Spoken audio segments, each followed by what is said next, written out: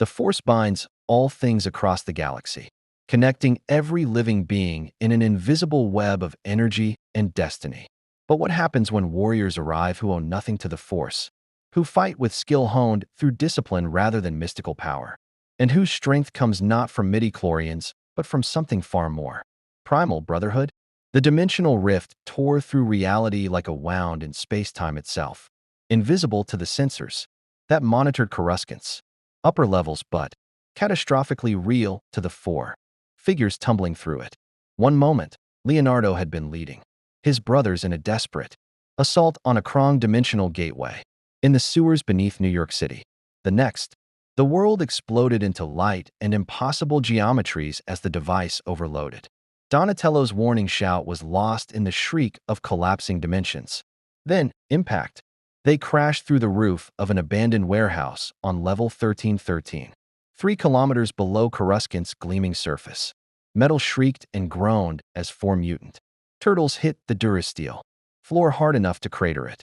For a long moment, there was only the sound of labored breathing and the distant hum of unfamiliar machinery. "Everyone okay?" Leonardo's voice cut through the darkness, his katanas already drawn despite the ringing in his skull. His brothers responded with groans and affirmatives. They'd survived worse, Shredder. The Krong, that time Mikey's Pizza, experiments achieved sentience, but this felt different. Wrong. The air tasted metallic and sterile. The sounds filtering through damaged walls were utterly alien. Raphael was first on his feet. Sayus gripped White Knuckle tight. "Where the shell are we? That doesn't smell like New York." His eyes, adjusted to decades of sewer living, picked out details in the gloom. Walls that pulsed with unfamiliar circuitry. Architecture that followed no Earth design philosophy. And through a shattered viewport, lights. Millions of them, stretching in vertical columns that defied belief. "Guys," Donatello breathed, his bow staff forgotten as he approached the viewport. His analytical mind, which had mastered Earth technology through salvaged parts and genius, struggled to process what he was seeing. That's not a city. That's a planetary ecumenopolis. The engineering required to sustain that kind of population density. The energy infrastructure. Alone, he pulled out his scanner, thankfully still functional, and the readings made his head spin. We're not in Kansas anymore. We're not even in the same universe anymore. Michelangelo joined his brother at the viewport, nunchucks dangling from nerveless fingers. "Dude, that's the most beautiful thing I've ever seen. It's like New York and Tokyo, and every sci-fi movie ever had a baby. And that baby was raised by insane architects with unlimited budgets." His usual humor couldn't quite mask the fear underneath. "Donnie, can you get us home?" The question hung in the recycled air. Donatello's silence was answer enough. The moment shattered when the warehouse's main entrance exploded inward. 6 figures stormed through, not human, not anything the turtles had encountered before. The leader stood 7 feet tall, reptilian features twisted in what might have been a grin, a wicked-looking energy weapon crackling in his clawed hands. His companions spread out with professional efficiency, their own weapons, glowing, blades and guns that hummed with barely contained power, trained on the turtles. Well, the leader hissed in a language that sounded like gravel grinding against glass. A device on his collar flickered, and suddenly the words resolved into something comprehensible. "Looks like some exotic slaves fell right into our laps. The Hutts pay premium for unusual merchandise, and I've never seen anything like you for." Leonardo's tactical mind cataloged threats instantly. 6 hostiles, unknown weapons capabilities, unfamiliar species, translation technology suggesting advanced civilization, mention of slavery indicating organized crime. His brothers had already shifted into defensive positions, without needing orders, decades of training making them move as one organism. "We're not anybody's merchandise," Leo said evenly, his katanas catching the dim light. "Walk away." The reptilian leader laughed, a sound like grinding metal. "Tough talk from creatures who don't even know what planet they're on. This is Coruscant. Lowest levels where the Republic doesn't look and the Jedi don't venture. Down here, the Black Sun makes the rules. And Rule 1 is, profitable opportunities don't walk away." He raised his weapon. The turtles moved. What happened next would become legend in the underworld. though the details would grow increasingly fantastical with each retelling. The truth was impressive enough. Leonardo's katanas deflected. The first energy bolt, the blades, edge somehow grounding the charge as he closed the distance faster than the slavers expected. Raphael went low and brutal, his sais finding gaps in armor that earth-forged steel shouldn't have penetrated but did. Donatello's bow staff became a blur of defensive motion, protecting his brothers while his eyes cataloged everything: weapon designs, armor weak points, tactical patterns. Michelangelo fought like art in motion, his nunchucks striking with precision that would have made their sensei proud. When one slaver tried to grab him, Mikey flowed around the grasp, used the creature's own momentum against it, and sent it crashing into its companion with bone-jarring force. 30 seconds after it began, 6 Black Sun enforcers lay unconscious or groaning on the floor. The turtles stood among them, barely winded, weapons still ready. "Okay," Raphael said, nudging one unconscious slaver with his foot. "So we can still kick, but in space. That's good to know." "We need information," Leonardo decided, sheathing his katanas. "Donnie, can you work with their technology?"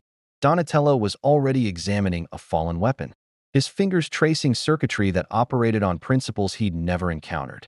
"Give me an hour, and I'll figure out their communication network. 2 hours, and I might understand their power systems. 3, and we'll have company," Leo interrupted, hearing the distant sound of more footsteps echoing through level 1313's corridors. "This fight just announced our presence to everyone down here. We need to move now." As they disappeared into Coruscant's underworld, none of them noticed the small hovering droid that had recorded the entire encounter, its optical sensors transmitting data to recipients both criminal and governmental. The Teenage Mutant Ninja Turtles had arrived in the Star Wars galaxy, and their presence would change the Clone Wars in ways neither Jedi nor Sith could foresee. If you want to see more characters enter the Star Wars galaxy, hit that subscribe button and drop the name of a character you'd want to see in the comments below. May the Force be with you. The shadows of level 1313 swallowed the turtles like they were born to them. For warriors who'd spent their entire lives in the sewers and rooftops of New York, Coruscant's underworld felt almost familiar. The same desperate energy, the same predatory economics, the same unspoken rule that the powerful preyed on the weak. Only the scale was different. Where New York's underworld numbered in thousands, this place teemed with millions. Leonardo led them through maintenance passages that reminded him painfully of home, his hand signals guiding his brothers through territory that grew more dangerous with each level they descended. They'd gone deeper, seeking safety in the places even criminals avoided. The air here tasted of ozone and desperation, recycled so many times it barely qualified as breathable. "Hold up," Donatello whispered, crouching beside a junction box that hummed with alien energy. His fingers flew across the interface, the universal language of technology helping him bridge the gap between Earth engineering and whatever civilization had built this place.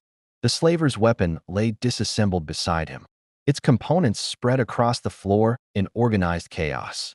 "I'm tapping into their network. Basic stuff. Can't risk deeper intrusion until I understand their security protocols."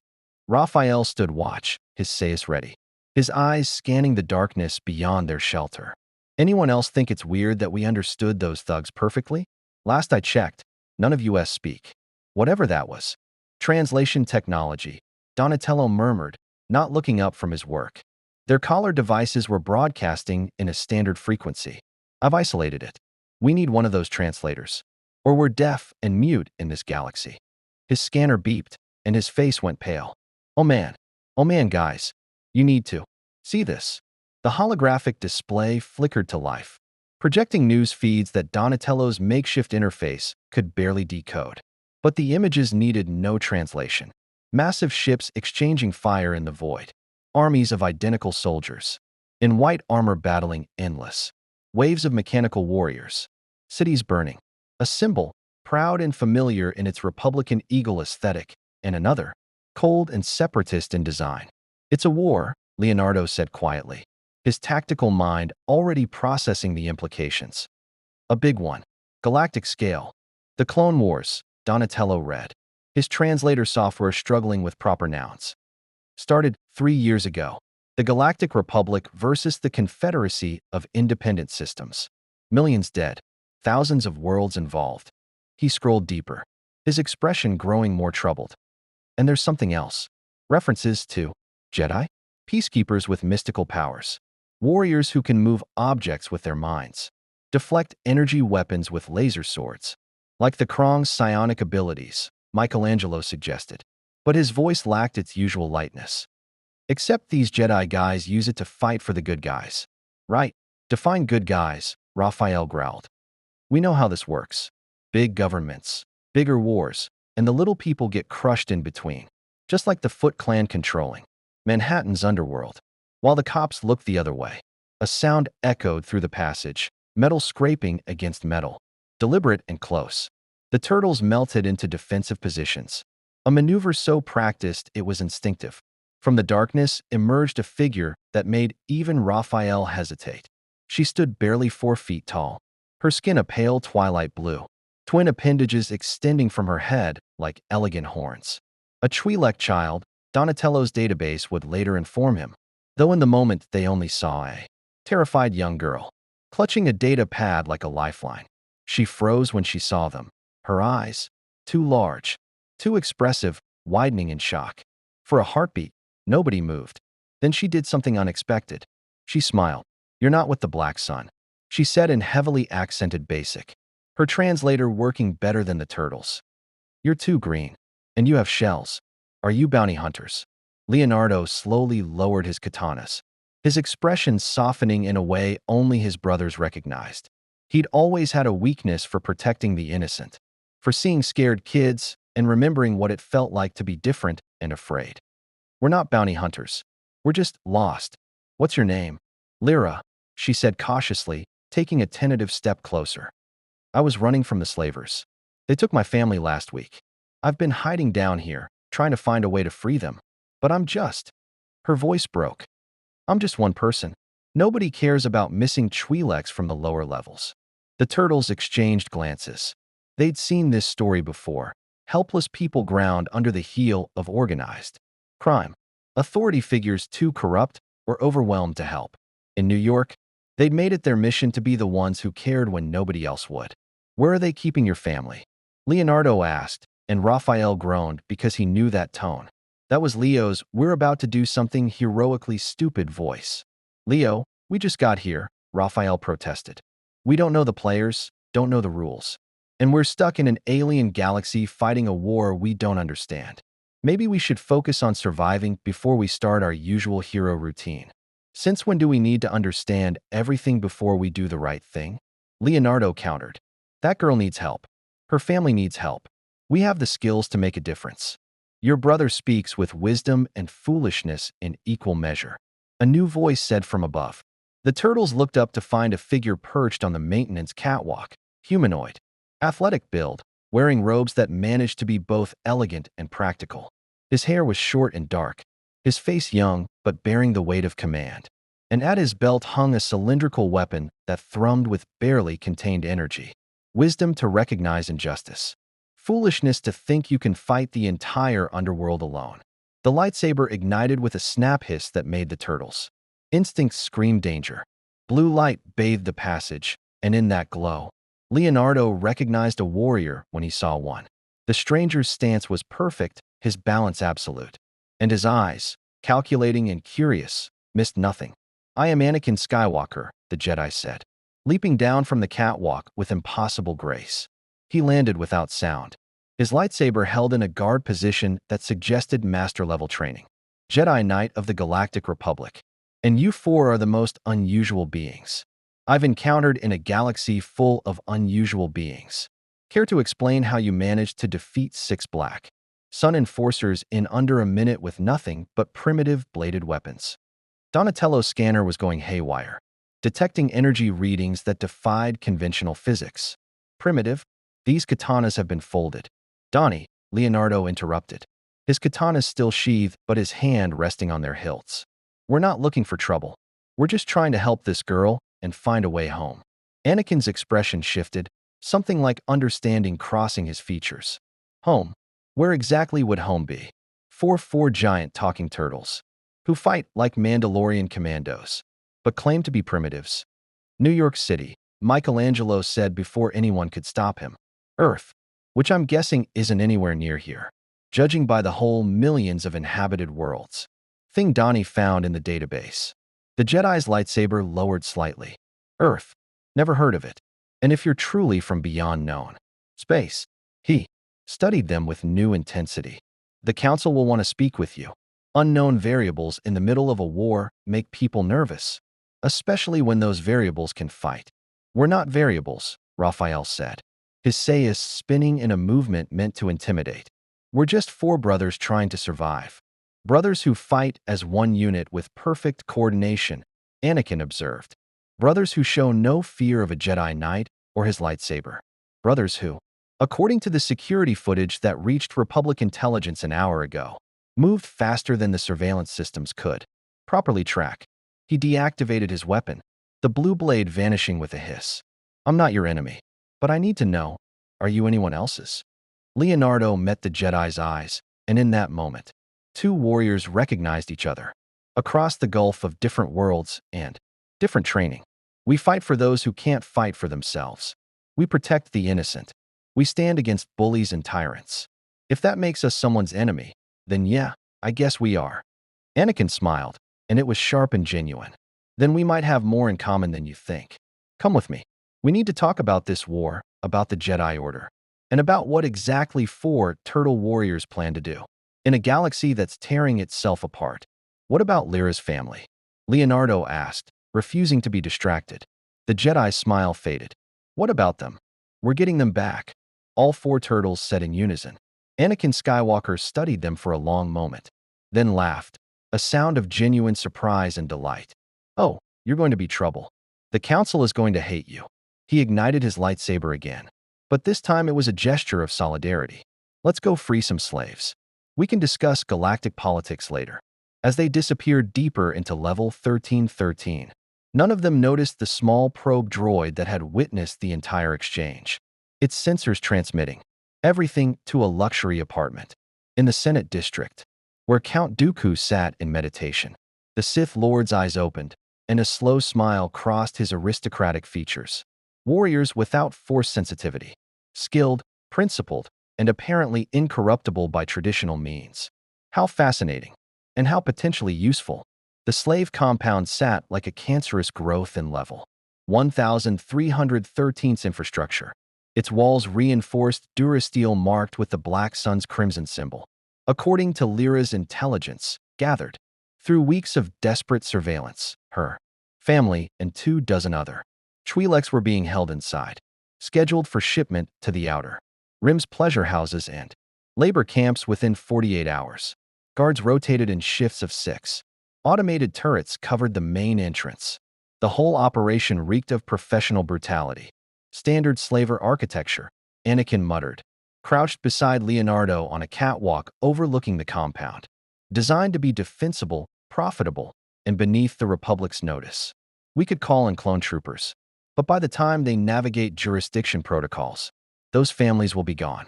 Then we don't wait for permission, Leonardo said simply. His tactical mind had already mapped 3 entry points, identified the guard rotation pattern, and calculated approach vectors that would minimize casualties, enemy and civilian both. Raph and I take the north entrance. Mikey goes high, drops through the ventilation system here. He indicated a weak point in the roof structure. Donnie provides overwatch and handles their security systems. And me? Anakin asked, one eyebrow raised. You're our ace in the hole, Leo said, meeting the Jedi's eyes. If things go sideways, we'll need someone who can stop blaster bolts with a laser sword. But this is a stealth operation. We get in, free the prisoners, get out. No unnecessary violence. Raphael snorted. Since when has any of our operations gone exactly to plan? Since never, Michelangelo agreed cheerfully, testing his nunchuck's weight. But hey, at least this time we're fighting space slavers instead of regular Earth slavers. That's exotic. Anakin watched the 4 brothers prepare with fascination, bordering on academic interest. Their coordination wasn't telepathic. He would have sensed that in the Force. But it might as well have been. Leonardo issued orders with economical precision.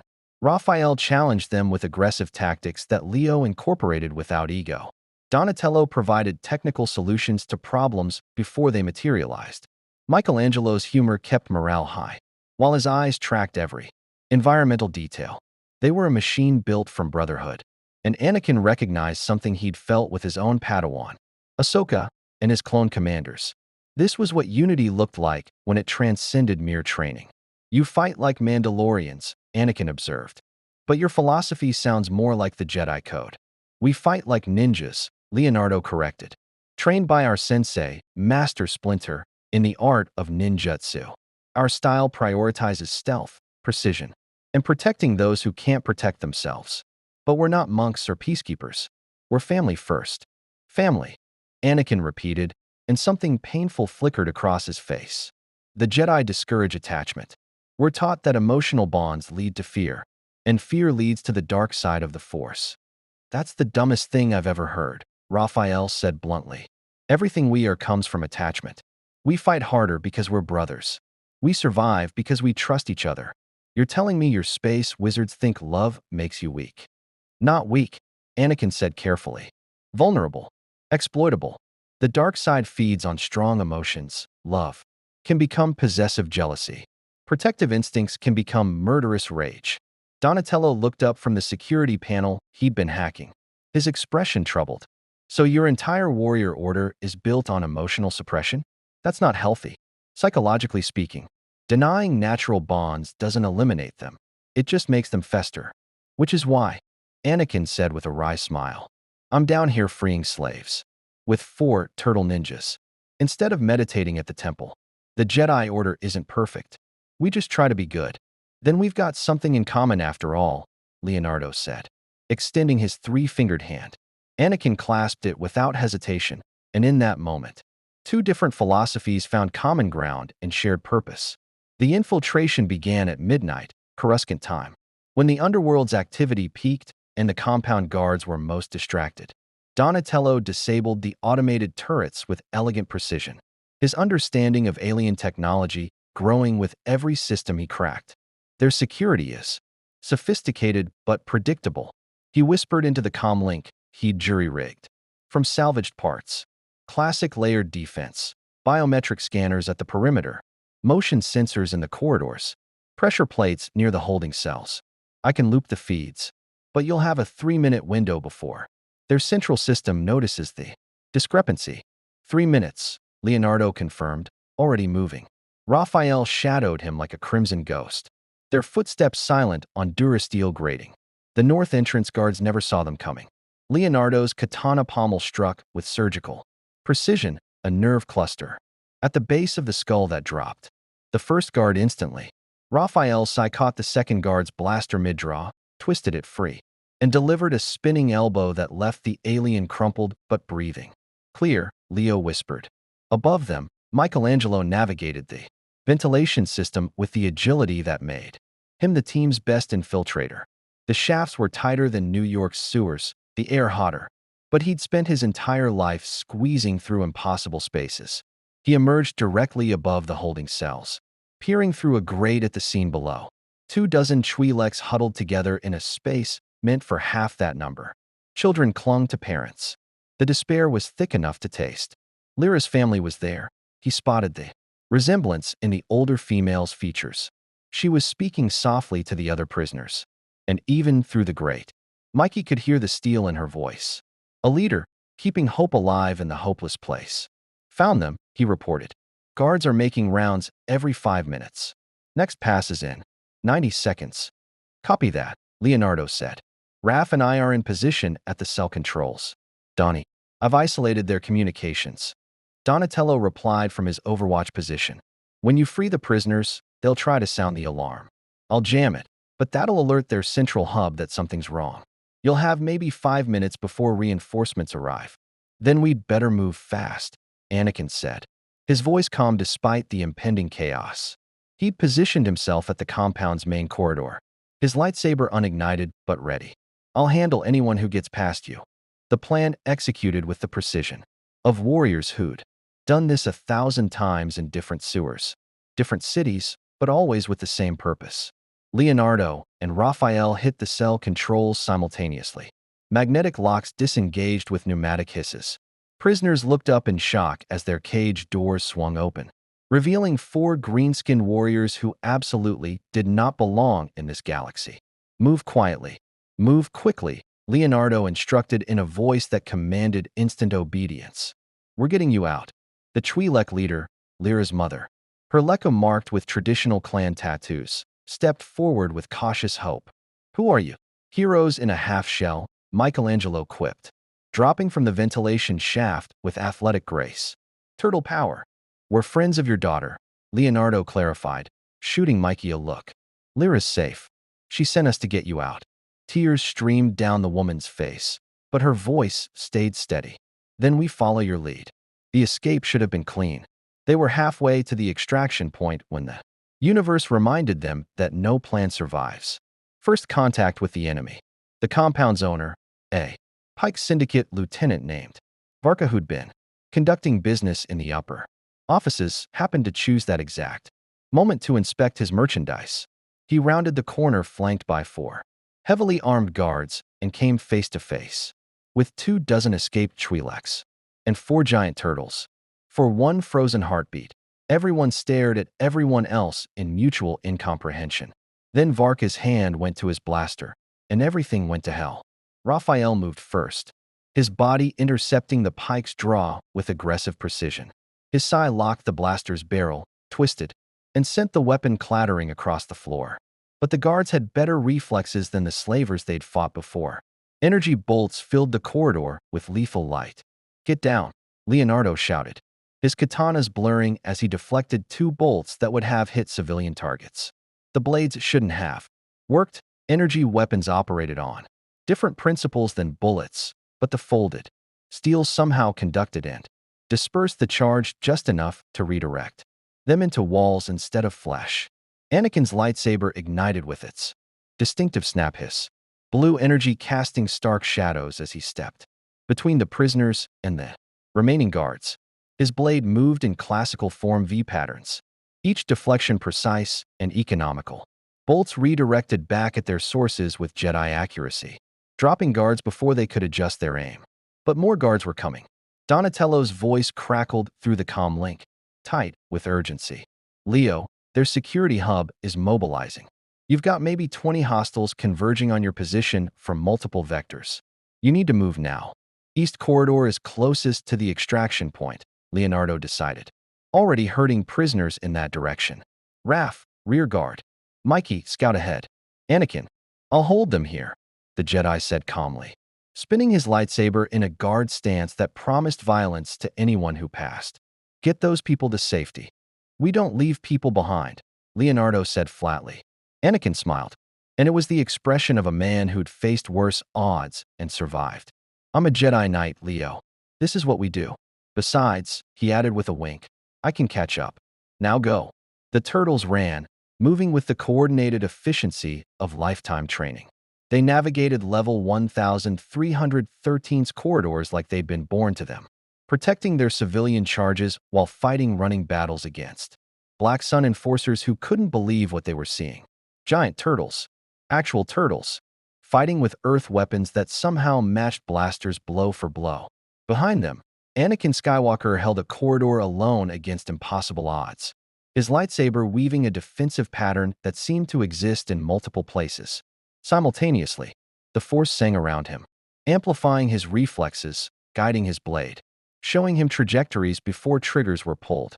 He was everything the turtles weren't, mystically empowered, trained in arts that transcended physical prowess, chosen by an energy field that bound the galaxy together.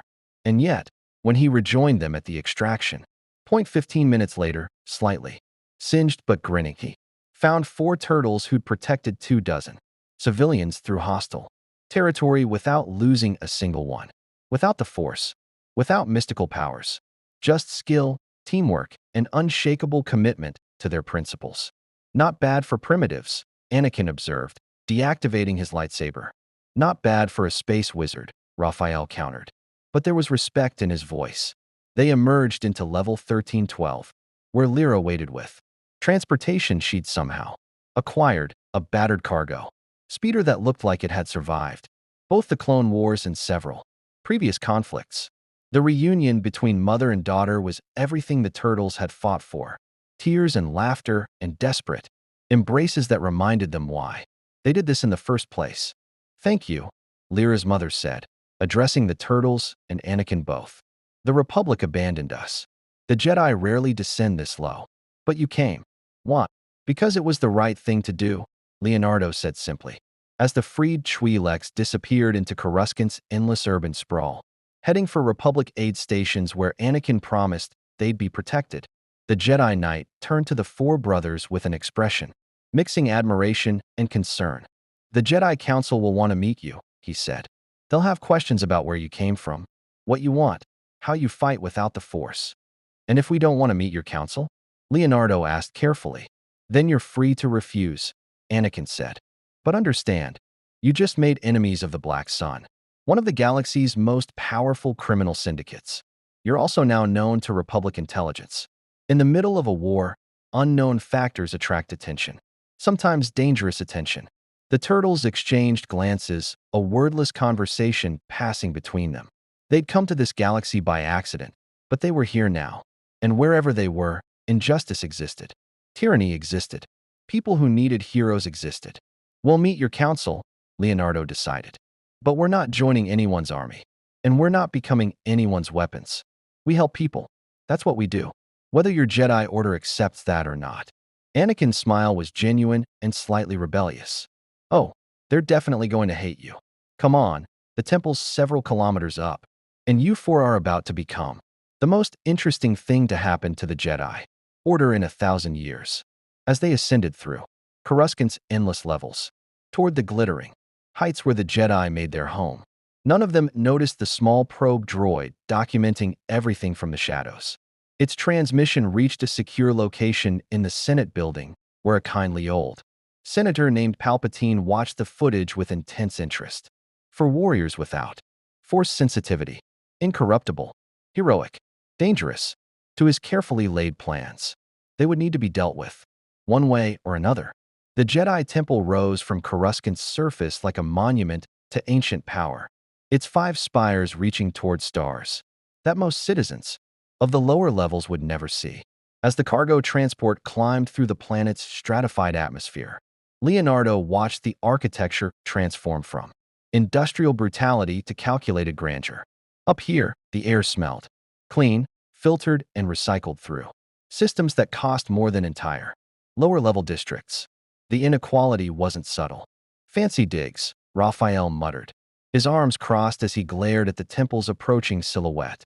I'm guessing the folks down in level 1313 don't get invited up here much. The Jedi serve all citizens of the Republic, Anakin said. But there was something in his voice, a defensiveness, that suggested he'd had this argument before. We can't be everywhere at once. The Clone Wars have stretched us thin. Convenient excuse, Raph shot back. We've heard it before. We'd love to help, but we're too busy with the big picture. Meanwhile, kids like Lyra watch their families get sold into slavery. Anakin's jaw tightened, but before he could respond, Donatello intervened with the diplomatic instincts that made him the team's negotiator. We're not here to judge your entire organization based on systemic failures. Every large institution has them. We're just adjusting to finding ourselves in a galaxy where those failures operate on a much bigger scale.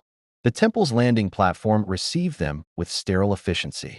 Clone troopers in distinctive white armor flanked the entrance, their weapons held at parade rest, but their body language screaming professional readiness. The turtles recognized soldiers when they saw them, the way they moved, the way they watched, the way their fingers never strayed far from triggers. Identical faces, Michelangelo observed quietly. Like, exactly identical. That's weird, right? That's not just me. Clones, Anakin explained as they disembarked. Grown on Kamino from the template of a bounty hunter named Jango Fett, the Republic's army. They're good men, loyal, skilled, and they've saved my life more times than I can count. Leonardo studied the nearest clone, noting the slight variations, a scar here, a personalized marking there, the subtle differences in posture that suggested individual Personality beneath manufactured similarity. Soldiers without choice, he said softly. Born to fight someone else's war. They have choice, Anakin insisted. They choose to serve the Republic every day. Do they? Donatello asked, his analytical mind already troubled by the ethical implications.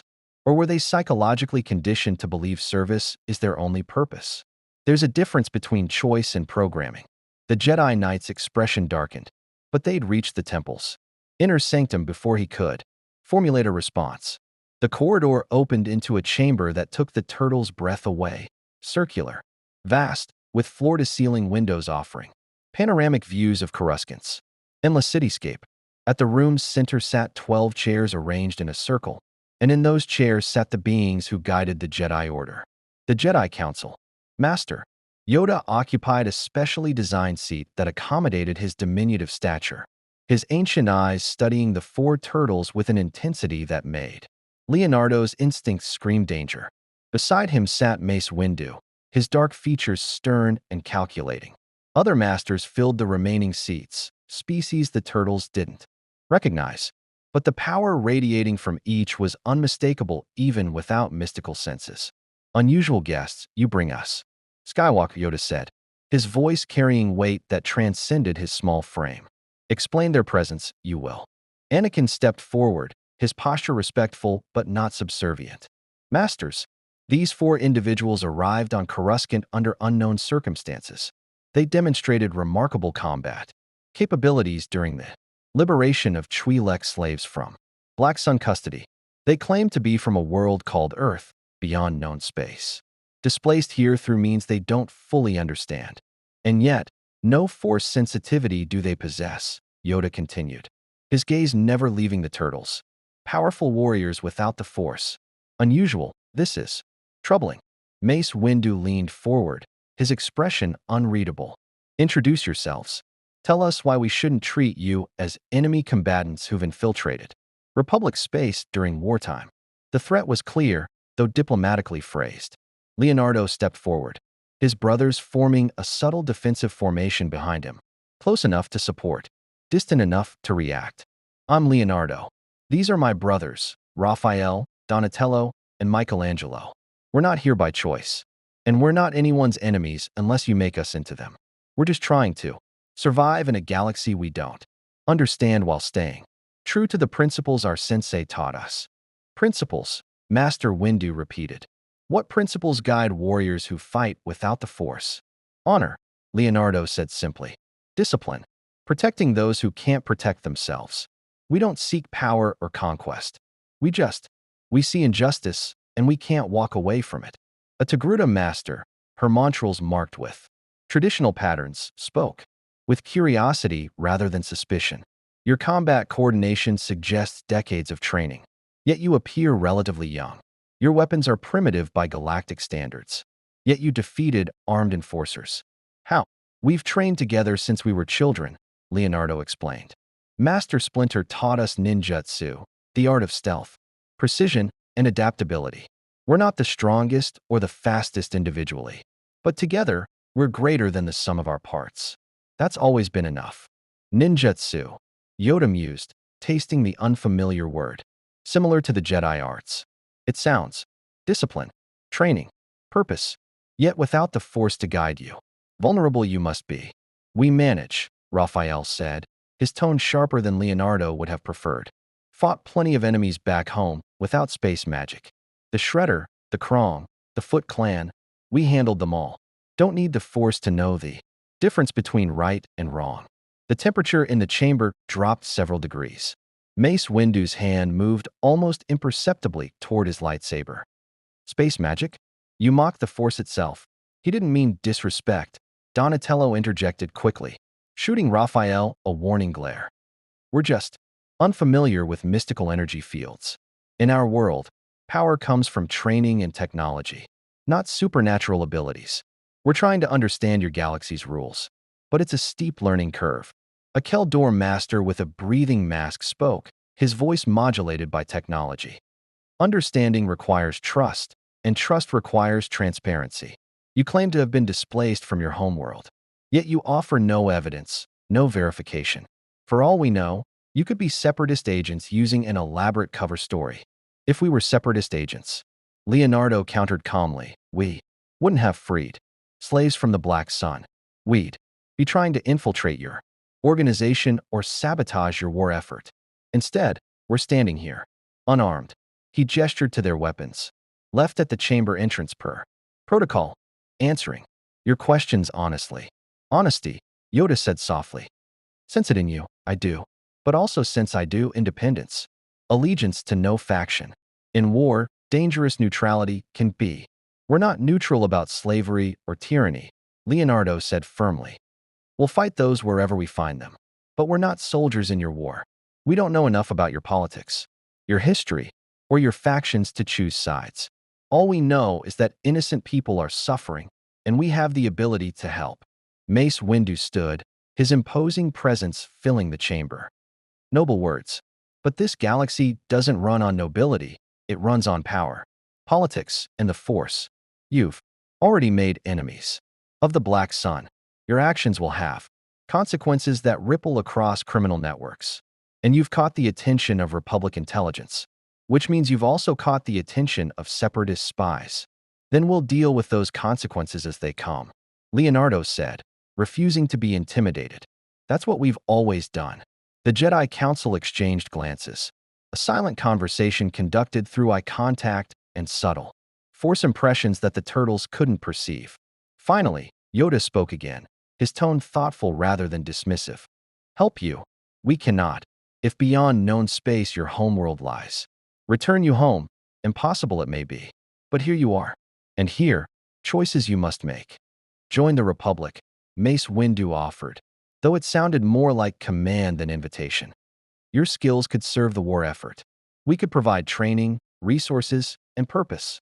The Jedi Order doesn't normally recruit adults, but your situation is unprecedented. Become Jedi? Michelangelo asked, perking up despite the tension. Like, with the laser swords and the Force powers and everything? The Force cannot be taught to those without sensitivity. The Togruta Master explained gently. But you could serve alongside the Order as auxiliary operatives. There are many ways to serve the Republic. And if we refuse? Leonardo asked quietly. The silence stretched uncomfortably. Finally, Mace Windu answered with brutal honesty. Then you're free citizens of the Republic, subject to its laws and its protection. But understand, in wartime, individuals with your combat capabilities, operating without oversight become security concerns. We can't force you to join us, but we also can't simply ignore you. Ignore us, Raphael said flatly. We're not joining anybody's army. We've seen how governments use soldiers, send them to die for causes they don't believe in, make promises they don't keep. No offense to your clones, but we're not signing up to be anyone's disposable warriors. Anakin, standing to the side, looked pained. It's not like that, isn't it? Donatello challenged, his usual diplomatic restraint cracking. You've built an army of manufactured beings, programmed for loyalty, designed to fight and die in a war that started before they drew their first breath. And your peacekeepers? That's not peace. That's militarization hiding behind noble intentions. The chamber erupted in heated discussion. Several council members rose to defend their choices, their voices overlapping in passionate justification.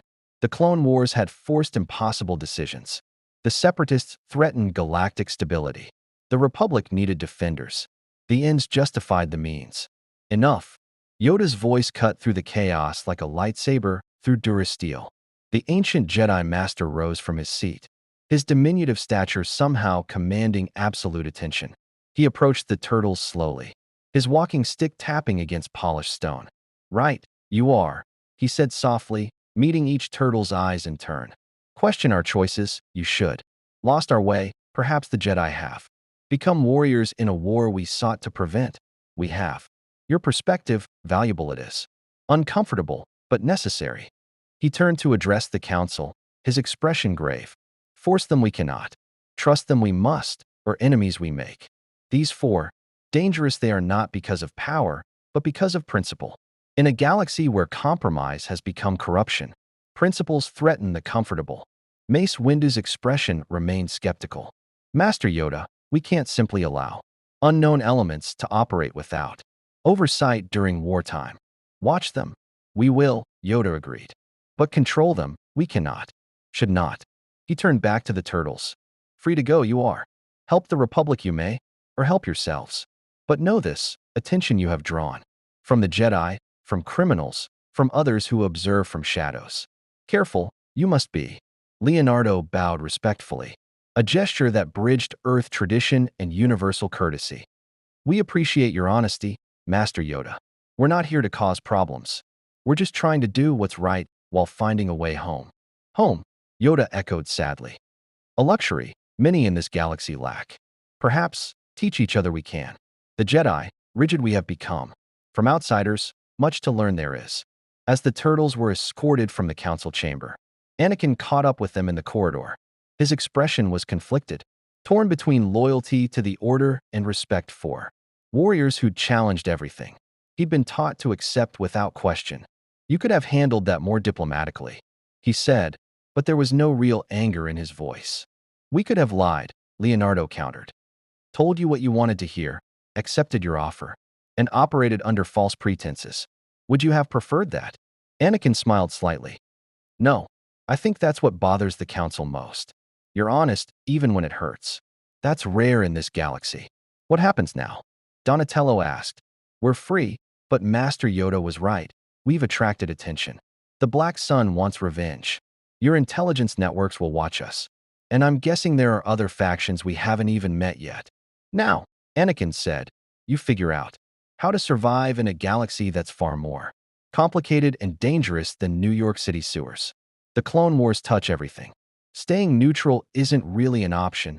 Eventually, the war will come to you. Then we'll deal with it, Raphael said confidently. Together, like we always do. They were halfway to the temple exit when a holographic communicator on Anakin's belt chimed urgently. The Jedi activated it, and a distinguished figure materialized.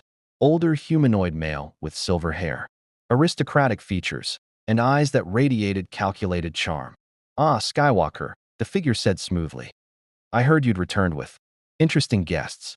For remarkable beings from beyond known space, if the reports are accurate. Count Dooku, Anakin said coldly, his hand dropping to his lightsaber. How did you get this frequency? I have many resources. Young Jedi, Dooku replied, his attention shifting to the turtles. And I make it my business to know about potential game changers in this tedious war.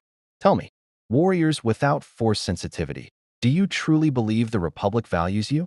Or are you merely tools they'll discard when you're no longer useful? Who are you? Leonardo demanded. I am Count Dooku, leader of the Confederacy of Independent Systems. Some call me a separatist. Others call me a traitor to the Republic. I prefer to think of myself as a realist who recognized the Republic's corruption and chose to oppose it. His smile was elegant and dangerous. Unlike the Jedi, I don't believe in forcing beings to choose sides they don't understand. I'm offering you something rare in this galaxy, genuine freedom. Freedom under the Separatists? Donatello asked skeptically. I've seen your battle droids. Your armies. This isn't about freedom, it's about control. Perceptive, Dooku acknowledged. Yes, the Confederacy has armies. But unlike the Republic's slave soldiers, clones, grown to fight and die, our droids are expendable machines. No sentient life wasted on political disputes. Isn't that more ethical than what the Jedi offer? The argument was seductive, and Leonardo could see the logic threading through it like poison through water. Every point Dooku made had truth wrapped around manipulation. The Republic did use clones. The Jedi had become militarized, but something in the Count's eyes, cold calculation, beneath aristocratic charm, screamed danger. We're not interested in your offers either, Leonardo said firmly. Republic or Confederacy, you're both sides of the same war. We help people, not political movements. Dooku's expression shifted, genuine interest replacing calculated charm. How refreshing. Warriors with actual principles. Very well. But understand, neutrality is a luxury this galaxy can't afford. Eventually, you'll have to choose. When that time comes, remember that the Confederacy values individual strength and independence, far more than the Republic's bureaucratic collective. The hologram flickered and died. Anakin's hand remained on his lightsaber, his expression dark. That was a recruitment pitch. Dooku specializes in finding disillusioned warriors and turning them against the Republic. He's a Sith Lord. He uses the dark side of the Force. Sith? Michelangelo asked. Like evil Jedi. It's more complicated than that, Anakin said, but his voice lacked conviction. The Sith believe in passion, strength, and individual power. The Jedi believe in peace, discipline, and serving the greater good. We've been at war for millennia in various forms. And you're both trying to recruit us for your ancient conflict. Raphael observed. Jedi, Sith, Republic, Separatists. Everyone wants warriors they can control. We've heard this song before. Leo. This is exactly like when the Foot Clan tried to recruit us. Or when the Purple Dragons offered us a piece of their territory. Leonardo nodded slowly, his tactical mind working through the implications. We need to establish independence. Show everyone that we're not pawns in anyone's game. But we also need resources, shelter, information, and eventually, a way home. How do we balance that? You don't, Anakin said honestly. Welcome to the Clone Wars. Nobody gets to balance anything. You just try to survive and do as much good as possible before the galaxy tears you apart. As they finally left the Jedi Temple, descending back toward Coruscant's layered reality, the turtles felt the weight of their new situation settle over them like armor. They were stranded in a galaxy at war, caught between factions that saw them as tools rather than allies, with enemies multiplying faster than they could identify them. But they were together. They were skilled, and they were used to impossible odds. Somewhere in the Senate District, Count Dooku smiled as he reviewed the temple's security footage. Warriors without force sensitivity. Principled but not dogmatic. Skilled but not corrupted. Exactly the kind of wild cards that could disrupt Darth Sidious's carefully orchestrated plans. Unless, of course, they could be aimed at the right targets. Everyone had a price. Everyone could be manipulated. He would find theirs. Eventually, the decision to reject both the Jedi and the Separatists left the turtles in strategic limbo. Coruscant's middle levels, too high for the lawless depths, too low for Republic elite, became their temporary base of operations. Donatello had commandeered an abandoned maintenance hub, its previous occupants displaced by Clone Wars economics. Within 48 hours, he'd transformed it into something resembling their New York lair. Computer terminals cobbled from salvage technology, training space cleared from industrial debris, and a defensive perimeter that would alert them to any intrusion. This isn't sustainable, Leonardo said, reviewing their resource situation on a datapad. Donatello had rebuilt from 6 different broken models. We've got maybe a week's worth of credits from the salvage we sold. After that, we're back to scavenging or taking jobs. And every job we take in this galaxy means choosing sides, whether we want to or not. Raphael was running through combat drills, his sais blurring through forms adapted for blaster deflection. So we take jobs that don't have sides. Protection details. Rescue operations.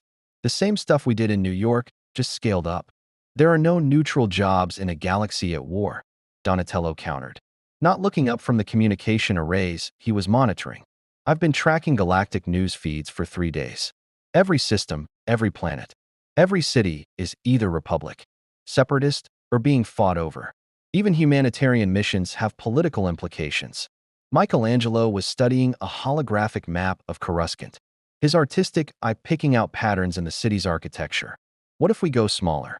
Like, way smaller. Focus on the stuff both sides ignore, the underworld problems. The criminal operations, the people who fall through the cracks. That's essentially what we're already doing, Leonardo said. And look where it got us. Enemies of the Black Sun, monitored by the Jedi. Targeted for recruitment by a Sith Lord. Small scale. Operations have galactic scale. Consequences here. The proximity alarm chimed. Donatello's latest invention. A sensor net that detected approaching life signs. For signatures, moving with military precision. The turtles shifted instantly into defensive positions. Weapons drawn, years of paranoia keeping them alive.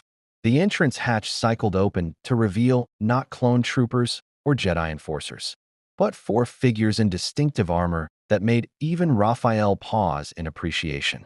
Beskar steel, pounded and shaped into functional art.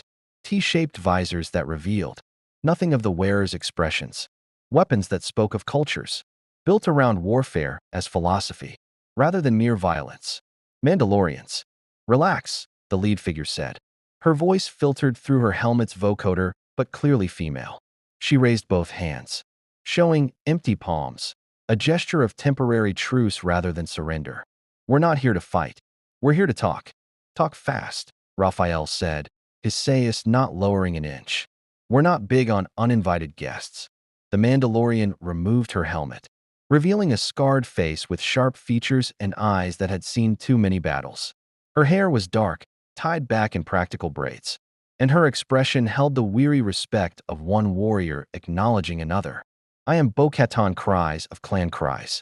These are my Vode, my comrades. We've been watching you since your arrival on Coruscant. Everyone's watching us, Donatello muttered. We're starting to feel like a Holonet reality show. Bo-Katan smiled slightly, an expression that didn't reach her combat-hardened eyes. The difference is, we're not interested in recruiting you for political purposes. We're interested in something far more important, your clan structure, your fighting style, the way you operate as a family unit, rather than as individual warriors bound by ideology. Leonardo's tactical mind raced through implications.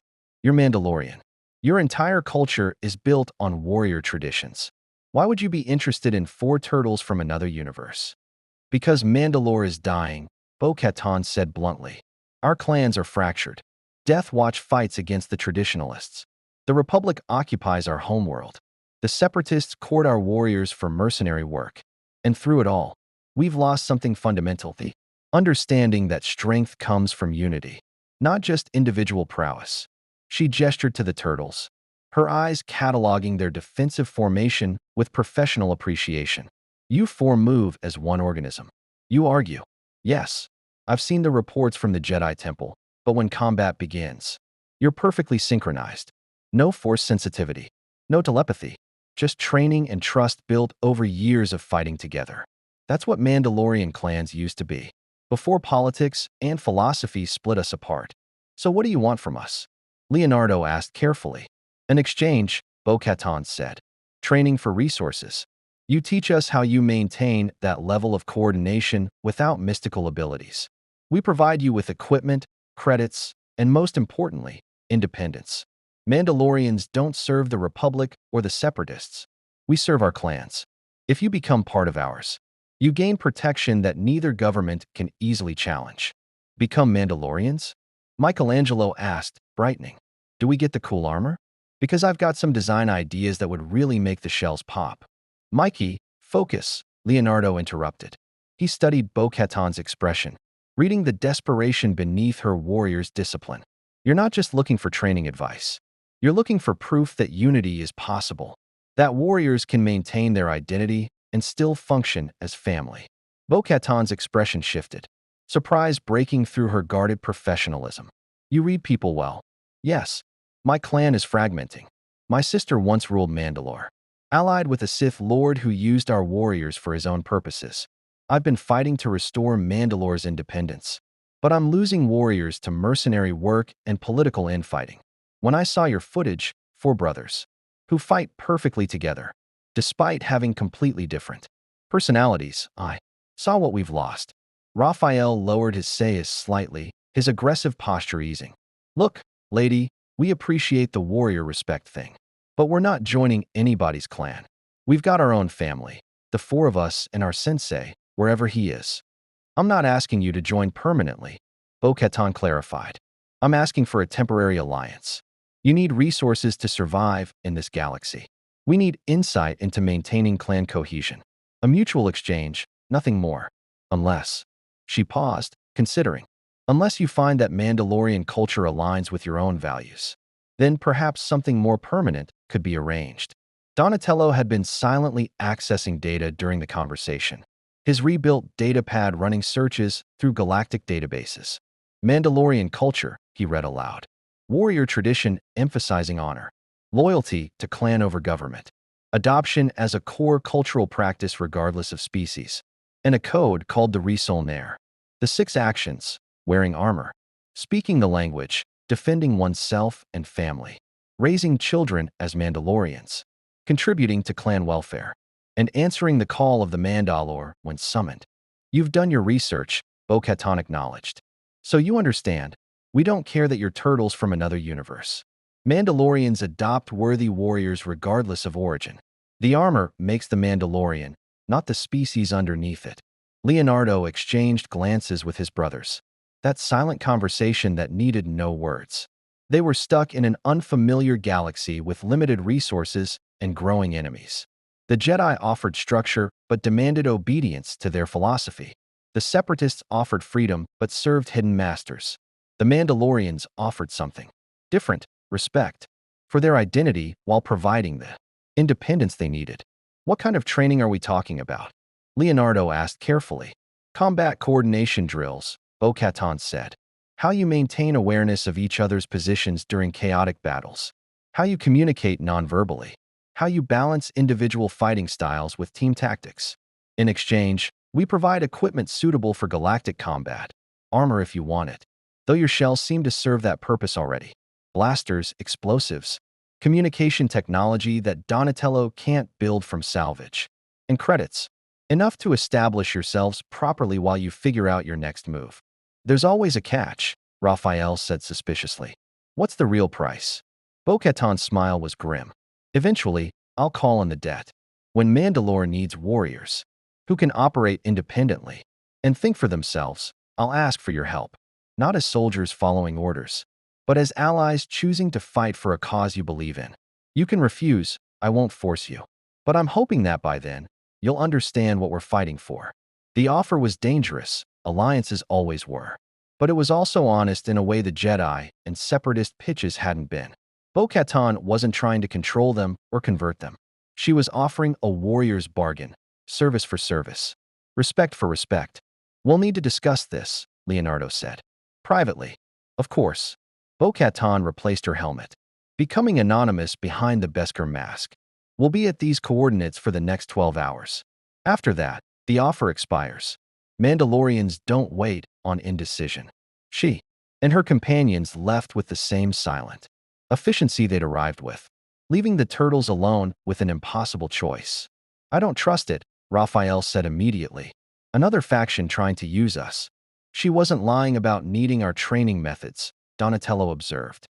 I cross-referenced Mandalorian military history. They've been fracturing for decades. Death Watch, true Mandalorians. New Mandalorians. Every generation splits into new factions. She genuinely believes our coordination could help restore clan unity. But she also wants warriors she can call on, Leonardo added. Eventually, we'd owe her a debt. In a galaxy at war, debts become chains. Michelangelo had been uncharacteristically quiet, studying the holographic map with intense focus. When he finally spoke, his voice lacked its usual humor. Guys, I've been thinking. We're alone here. Like, really alone. No Splinter. No April. No Casey. We've always had support back home. People who believed in us. Helped us. Gave us purpose. Maybe we need something like that here too. You want to become Mandalorian? Raphael asked incredulously. I want to not be isolated in a hostile galaxy, Mikey countered. The Jedi don't trust us. The Republic monitors us. The Separatists want to manipulate us. But the Mandalorians? They respect warriors. They value family. They adopt outsiders. That sounds a lot like what Splinter did for us. Took 4 baby turtles nobody wanted and made us into something more. Leonardo felt the weight of leadership pressing down like atmospheric pressure. Every choice in this galaxy had consequences that rippled across star systems.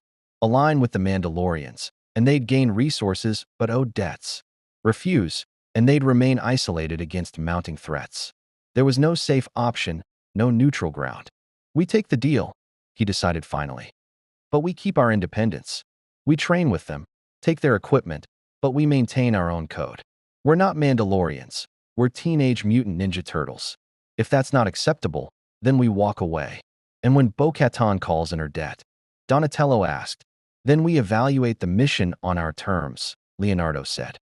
If it aligns with our principles, protecting innocence, fighting tyranny, we help. If it's just another faction war, we refuse. The debt doesn't make us slaves. It makes us allies with obligations we honor as we choose. Raphael grinned, spinning his sais with renewed energy. Now that's a plan I can get behind. Show these space warriors how real ninjas operate. They transmitted their acceptance to Bo-Katan's coordinates.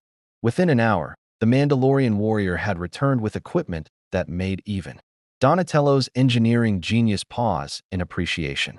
Beskar reinforced gauntlets designed for their three-fingered hands. Compact blasters with intuitive targeting systems. Communication implants that would give them galaxy-wide connectivity. And a proposal that would change everything. There's a situation on Ryloth, Bo-Katan explained, projecting a hologram of the Twi'lek homeworld. Separatist occupation. Slavery operations running openly under droid supervision. The Republic is too stretched to intervene effectively, and the Jedi presence is minimal. Local resistance fighters need support, specifically, warriors who can operate covertly and strike with precision. That's not Mandalorian territory, Leonardo observed. Why do you care?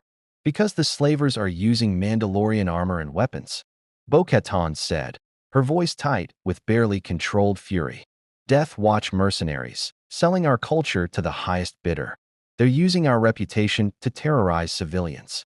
Every atrocity they commit in Beskar armor damages Mandalore's honor. I need that stopped. And you need warriors who can handle both the mercenaries and the separatist droids. Donatello concluded. That's why you want us. We're not Mandalorians, so if the mission goes wrong, your clan maintains plausible deniability. Bo-Katan didn't deny it. Tactical considerations are part of warfare, but so is genuine need. Those Twi'leks are suffering. Your first action on Coruscant was freeing slaves. This is the same mission, larger scale. The question is, do your principles extend beyond Coruscant's? Underworld, Leonardo looked at his brothers, seeing his own resolve reflected in their faces. They'd made their choice weeks ago in New York, when Master Splinter had taught them that with great power came great responsibility. That philosophy didn't change just because they were in a different galaxy. We'll go to Ryloth, he said. But understand, we're not doing this for your clan politics. We're doing it because slavery is wrong, regardless of which galaxy we're in. If your Death Watch mercenaries get in our way, we'll stop them. Same as we would any other criminals. Bo-Katan's smile was fierce and approving. Spoken like true warriors. We leave at dawn. Ryloth is 3 days hyperspace travel from Coruscant. Use that time to familiarize yourselves with our equipment and tactics. When we arrive, you'll see what real war looks like in this galaxy. As the Mandalorians departed to prepare their ship, Raphael voiced the question they were all thinking. Are we making a mistake? Picking a side, even indirectly? We're not picking a side, Leonardo corrected. We're staying true to who we are. If that happens to align with Mandalorian interests sometimes, fine. But the moment they ask us to compromise our principles for their politics, we walk away. And if we can't walk away? Donatello asked quietly. If the debts become chains, like you said? Leonardo's hand rested on his katanas, feeling their familiar weight. Then we cut through the chains. Same as we always do. We're ninjas, remember? Nobody controls us unless we allow it. 3 days later, they would arrive on Ryloth and discover that warfare in the Star Wars galaxy operated on a scale that made New York's gang. Conflicts look like playground disputes. They would face enemies that couldn't be reasoned with and make choices that would define their place in this galaxy. But for now, they were together. They were armed, and they were about to show the Clone Wars what happened when warriors trained in honor and discipline entered a conflict built on politics and power. The galaxy was about to learn that sometimes the most dangerous variables weren't Force users or Sith Lords or massive armies. Sometimes they were four brothers who refused to compromise their principles, no matter how many star systems stood against them. The Com-RK-class fighter gauntlet dropped out of hyperspace above Ryloth with the practiced precision of warriors who'd made combat insertions 1,000 times before. Through the viewport, the turtles got their first look at a planet actively suffering under occupation. Ryloth is natural beauty, stark rock formations, and deep valleys painted in shades of rust and amber was marred by separatist infrastructure, orbital blockades, supply convoys, and the distant flashes of artillery bombardment. That's not a military occupation, Donatello said, his enhanced vision picking out details through the magnification systems Bo-Katan had installed. Those are mining operations. They're strip mining the planet while using droid armies to suppress resistance. Corporate warfare, Bo-Katan confirmed, her hands steady on the controls as she navigated through the blockades. Sensor blind spots. The Techno-Union wants Ryloth's resources.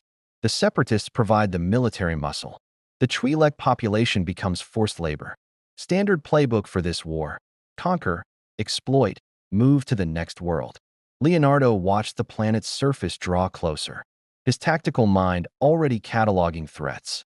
Battle droids, hundreds of thousands based on movement patterns. Separatist command centers. Civilian population centers deliberately placed near military targets to discourage Republic bombardment. This wasn't like fighting the Foot Clan in isolated warehouses. This was industrial-scale oppression. Our insertion point is here. Bo-Katan highlighted a valley system in Ryloth's southern hemisphere. Lesu, the capital, is under heavy separatist control, but the resistance has established bases in the surrounding highlands. Our target is a processing facility, where Death Watch mercenaries are. Managing slave. Operations for separatist overseers. Managing, Raphael repeated, his voice dripping with disgust. That's a fancy word for beating workers who can't meet quotas. Exactly, Bo-Katan said. Which is why we're going to shut it down, free the slaves, and make an example of the mercenaries wearing stolen Mandalorian honor. The resistance will provide support, but the main assault is our responsibility. The gauntlet touched down in a concealed canyon, its landing jets barely stirring the rust-colored dust. Waiting for them was a delegation of Twi'lek resistance fighters, lean, hard-bitten warriors whose leku were marked with resistance symbols and whose eyes held the hollow desperation of people fighting a losing war. Their leader, a male Twi'lek named Gobi Glai, greeted Bo-Katan with respectful wariness and the turtles with open confusion. More off-worlders, Gobi said in accented basic, his translator struggling with emotional nuance. Bo-Katan promised warriors, not, "What are you? We're the guys who are going to help you free your people," Michelangelo said with forced cheerfulness, extending a three-fingered hand. Teenage Mutant Ninja Turtles. I know, the name needs work, but the skills are legit. Gobi didn't take the hand, his attention fixed on Bo-Katan. The facility holds over 300 workers. Death Watch Mercenaries number 15, supported by 50 battle droids and 2 droideka units. The Separatist Overseer is a Neimoidian named DoD Gunray, a relative of the Trade Federation leadership, which means his death would have political implications. We're not here to assassinate overseers, Leonardo interjected. We're here to free slaves and stop mercenaries from using Mandalorian reputation to commit atrocities. Everything else is secondary. Gobi's expression hardened. Secondary. That Neimoidian has ordered executions when quotas aren't met. He's personally responsible for hundreds of Twi'lek deaths. You tell me his life is secondary. The tension crackled between them, two warriors from different worlds, united by opposition to injustice, but divided by how far they'd go to achieve it. Leonardo understood the resistance fighter's rage. He'd felt it himself when facing Shredder, when watching April get hurt, when seeing innocent people suffer. But Master Splinter had taught them that vengeance was a poison that corrupted even righteous anger. If he dies during the operation, he dies, Leonardo said carefully. But we're not going in with assassination as the goal. Free the slaves first. Everything else flows from that. Spoken like someone who's never watched their family die in chains. Gobi spat, but he didn't push further. Resistance fighters couldn't afford to alienate potential allies, even ones they didn't understand. The planning took 6 hours, 6 hours of mapping patrol routes, identifying security vulnerabilities, and coordinating between Mandalorian precision and Twi'lek guerrilla tactics. Donatello integrated the Resistance's intelligence with Separatist communications he'd intercepted, building a real-time operational model that predicted droid movement patterns with 87% accuracy. The facility's main weakness is its reliance on droid security, Donatello explained, projecting holographic overlays of the compound. Battle droids are programmed for specific threat responses. They're not adaptive. If we create confusion, multiple, simultaneous attacks from unexpected vectors, their tactical programming will lag while requesting new orders from command networks. And the Death Watch mercenaries? Bo-Katan asked. Human, or at least humanoid, responses. More adaptive, but also more predictable in some ways, Leonardo said. His years of fighting human opponents informing his tactics. They'll rely on their armor's superiority and their reputation to intimidate. They won't expect skilled opposition, willing to exploit Besker's few weaknesses. Raphael grinned savagely. And they definitely won't. Expect 4 turtles who've been fighting armored opponents since we were kids. Shredder wore better armor than these posers, and we took him down plenty of times. The assault began at Ryloth's equivalent of twilight, when the planet's rotation brought the facility into the shadow of surrounding cliffs. The turtles moved through the darkness like they'd been born to it, their lifetime in sewers and shadows, making them ghosts against the Separatist facility's harsh illumination. Bo-Katan and her Mandalorians approached from the east, their jetpacks allowing vertical insertion, points that droids weren't programmed to defend against. Gobi's resistance fighters created diversions at the northern perimeter, explosions, and small arms fire designed to pull droid patrols out of position. Leonardo's team hit the western wall where Donatello's analysis had identified a sensor blind spot. Raphael Sayus punched through the Durasteel plating like it was cardboard, years of training giving him the strength to exploit structural weaknesses. They were inside within 30 seconds, moving through maintenance corridors toward the holding areas where 300 Twi'leks awaited either liberation or death. The first Death Watch mercenary never saw them coming. He was monitoring security feeds, confident in his Beskar armor and the facility's reputation for invulnerability. Leonardo's katana found the gap between helmet and chest plate, one of Beskar's few vulnerable points, and delivered a blow calculated for unconsciousness rather than death. The mercenary crumpled without a sound. One down. Leonardo whispered into the comm system Donatello had integrated with their gear. Donnie, disable the alarm systems. We need at least 5 more minutes before they realize we're inside. Working on it. Donatello replied from his Overwatch position outside the facility. His fingers flew across a cobbled-together interface, exploiting security vulnerabilities that Separatist programmers never anticipated. Their encryption is sophisticated but standardized. I'm running bypass algorithms there.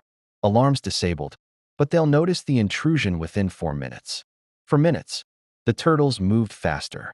The holding area was exactly what Leonardo had feared, a massive chamber filled with Twi'lek workers, chained to processing equipment, their bodies marked with exhaustion and abuse. Battle droids patrolled with mechanical precision, their vocabulators issuing threats in monotone efficiency. At the chamber's far end, a Neimoidian in expensive robes oversaw the operation from a raised platform, flanked by 2 more Death Watch mercenaries. Mikey, you're with me on prisoner extraction, Leonardo ordered. Raph, take down those mercenaries. Try not to kill them. We need them alive to answer for their crimes. No promises, Raphael growled. But his approach was tactical rather than reckless. The mercenaries saw him coming. Hard to miss a giant turtle charging across an open factory floor and opened fire with blaster rifles. Raph's shell deflected most shots. The natural armor that had protected him since mutation proving surprisingly effective against energy weapons. His Sayus flashed, deflecting shots he couldn't tank. And then he was inside their guard. The fight was brutal and brief. These mercenaries were skilled, trained by Death Watch traditions that emphasize combat prowess, but they'd never faced an opponent who combined mutant strength with master-level ninjutsu. Raphael's Sayus found armor gaps with surgical precision, delivering strikes that incapacitated without killing. Within 90 seconds, both mercenaries lay unconscious, their weapons scattered. Meanwhile, Leonardo and Michelangelo had reached the prisoners. Mikey's nunchucks made short work of the restraint systems, industrial chains designed to hold desperate Twi'leks, but not warriors, who'd been breaking similar systems since they were teenagers. The prisoners stared in shock as 4 giant turtles worked to free them, their disbelief temporarily overriding even their desperation. Listen carefully, Leonardo said in the basic he'd been learning, his translator filling gaps. We're here to get you out. Follow our instructions exactly. No heroics. No revenge attempts. Just survival. Understood. A female Twi'lek, older, with Leku scarred from years of abuse, stepped forward with the bearing of natural leadership. "Who are you?" "Friends," Michelangelo said simply. "And we're really good at jailbreaks." The battle droids finally responded to the intrusion, their tactical programming directing them toward the escaped prisoners. Energy bolts filled the chamber with deadly light. The turtles moved to intercept, their bodies forming a living shield between workers and weapons. Leonardo's katanas deflected bolts with impossible precision, the folded steel somehow grounding energy charges. Raphael took hits that would have killed humans, his shell absorbing impacts, while he closed distance to deliver devastating counterattacks. Then the doors exploded inward as Bo-Katan and her Mandalorians made their entrance, jetpacks screaming as they descended like avenging angels. Blaster fire from proper, military-grade weapons tore through battle, droids with ruthless efficiency. The droideka units, rolling death machines, protected by energy shields, proved vulnerable to Mandalorian explosives designed specifically to counter them. Extraction route is clear. Bo-Katan's voice crackled through comms. "Get those workers moving." But Dodi Gunray, the Neimoidian overseer, had other plans. As the turtles herded prisoners toward freedom, he activated a facility-wide destruct sequence, a final cruelty designed to destroy evidence and workers simultaneously. Red warning lights bathed the chamber as automated systems began catastrophic overload procedures. Facility self-destruct initiated. Donatello's panicked voice cut through combat chaos. "You've got 90 seconds to evacuate before the reactor goes critical. Leo, that's not enough time to get everyone out." Leonardo's mind raced through impossible calculations. 300 prisoners, narrow corridors, 90 seconds. Even with Mandalorian support, they'd lose at least half. Unless, Donnie, can you override the destruct sequence? Not remotely. I'd need direct access to the primary reactor controls. That's in the central command level. Surrounded by security systems, I'd need at least 5 minutes to crack. "You've got 90 seconds, Leonardo said, already making the choice that would haunt him later. "Raph, Mikey, get these people out. Bo-Katan, your warriors escort them to safety. Donnie and I are going after the reactor controls." "That's suicide," Bo-Katan protested. "Even if you disable the sequence, you won't make it out before." "Then we don't make it out," Leonardo interrupted. "But 300 people do. Move." The next 90 seconds stretched into eternity. Leonardo and Donatello sprinted through corridors that were actively trying to kill them, automated defense systems activating, bulkheads sealing, temperature spiking as the reactor began its death spiral. They fought through remaining security with desperate efficiency. Leonardo's katanas clearing paths while Donatello's analytical mind navigated them through deadly mazes.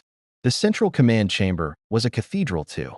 Separatist efficiency, towering machinery, holographic displays showing facility systems, and in the center, a pulsing reactor core that radiated enough energy to vaporize everything within a kilometer radius. 40 seconds. Donatello's fingers flew across the control interfaces, his genius adapting to alien technology with the same instinct that had served him in New York.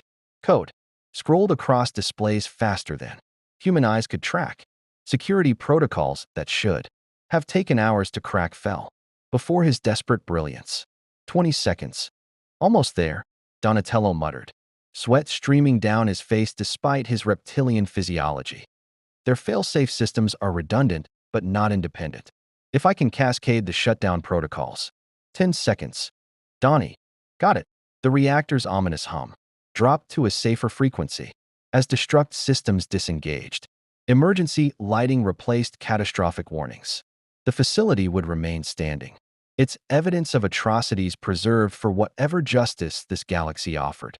Leonardo sagged against a console, adrenaline crash making his limbs heavy. "Next time, I'm letting Raph handle the heroic sacrifices. He enjoys this stuff more than I do." They emerged from the facility to find organized chaos, resistance fighters loading freed, Twi'leks onto transports, Mandalorians securing perimeter, and the captured Death Watch mercenaries bound and stripped of their armor. Bo-Katan stood among it all, her helmet off, her expression mixing fury and respect. You're either the bravest warriors I've ever met, she said as the turtles approached, or the most reckless. I'm not sure which concerns me more. Little of both, Michelangelo said, his usual humor unable to completely mask the tremor in his voice. They'd come within seconds of dying on an alien world, fighting a war that wasn't theirs for people they'd just met. The weight of that reality was finally hitting them. Gobi approached with the older female Twi'lek who'd spoken earlier. Up close, Leonardo could see the intelligence burning in her eyes, the kind that survived years of brutality without being extinguished. I'm Cham Syndulla, she said. I lead the Free Ryloth movement. What you did today? You saved 300 lives and dealt a significant blow to separatist operations. More importantly, you proved that offworlders can fight for Ryloth without demanding political concessions in return. That's rare in this galaxy. We just did what needed doing, Leonardo said, uncomfortable with praise. They'd save lives? Yes, but the facility was one of dozens. The freed workers represented a fraction of Ryloth's enslaved population. The victory felt hollow against the scale of suffering. Cham seemed to read his thoughts. Every victory feels small against the weight of oppression, but small victories accumulate. Today, 300 Twi'lek sleep free who would have died in chains. Tomorrow, they tell others that freedom is possible. The day after, more join the resistance. This is how wars are truly won, not with grand battles, but with accumulated acts of courage.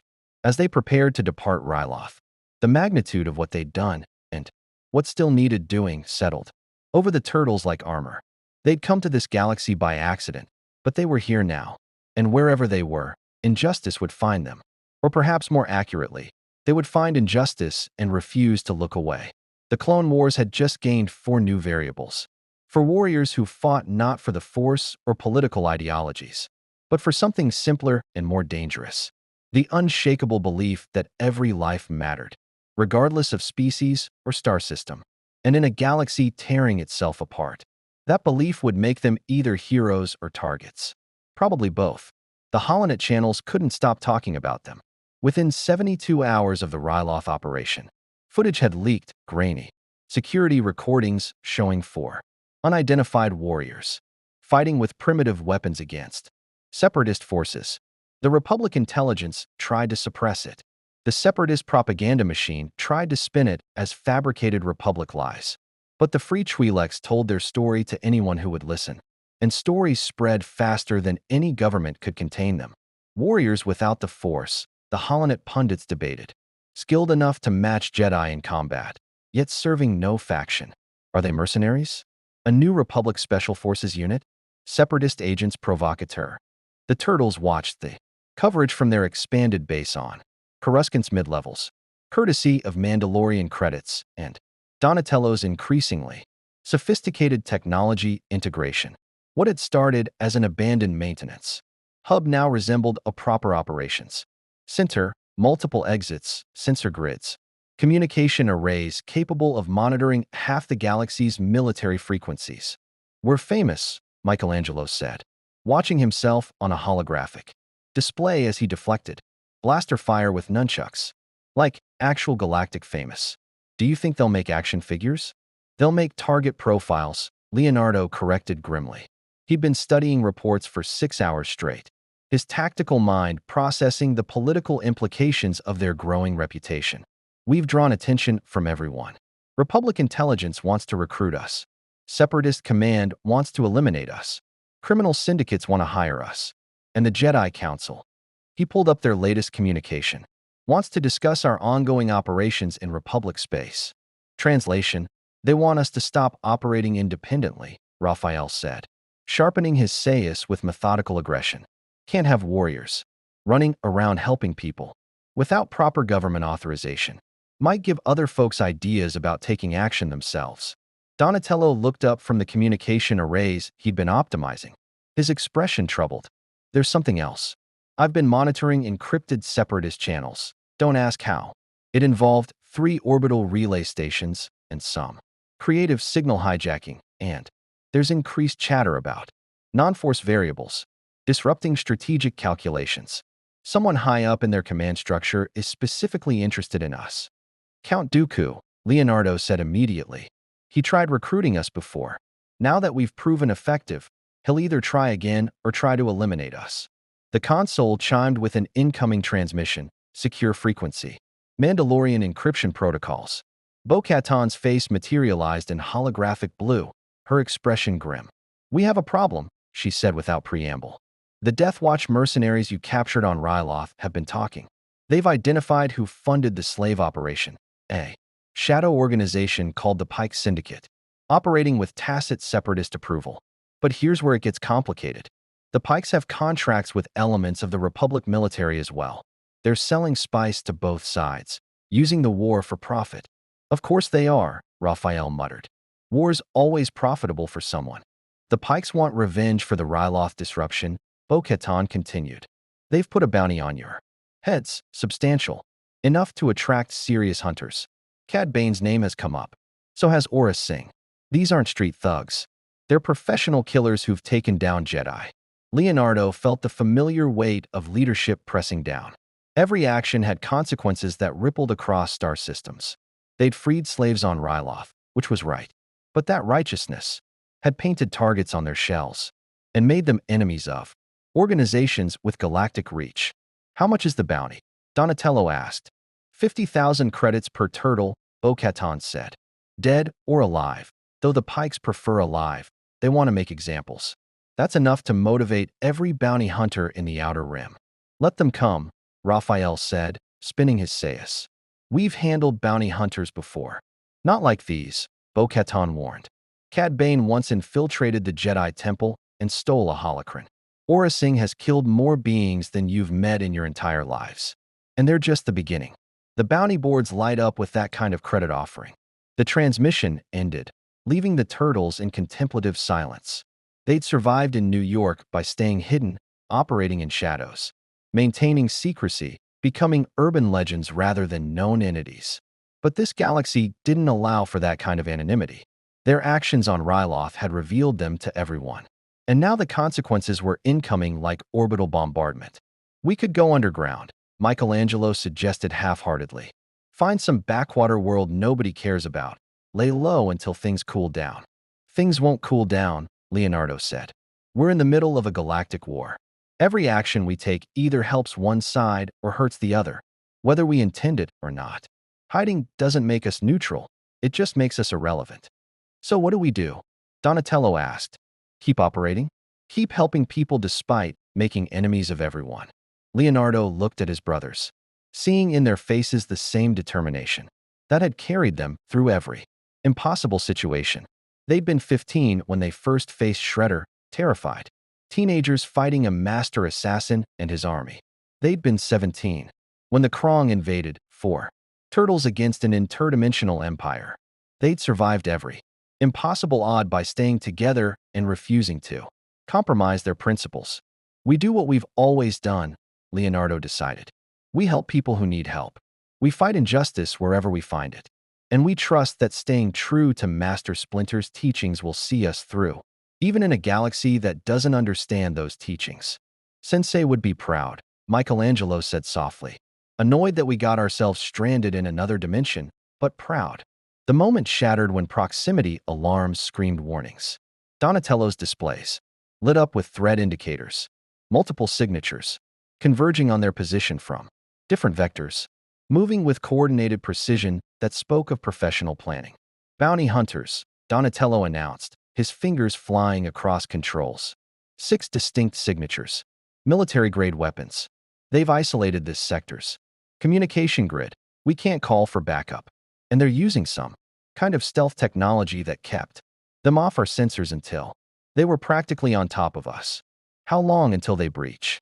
Leonardo demanded, already moving toward weapons. 3 minutes.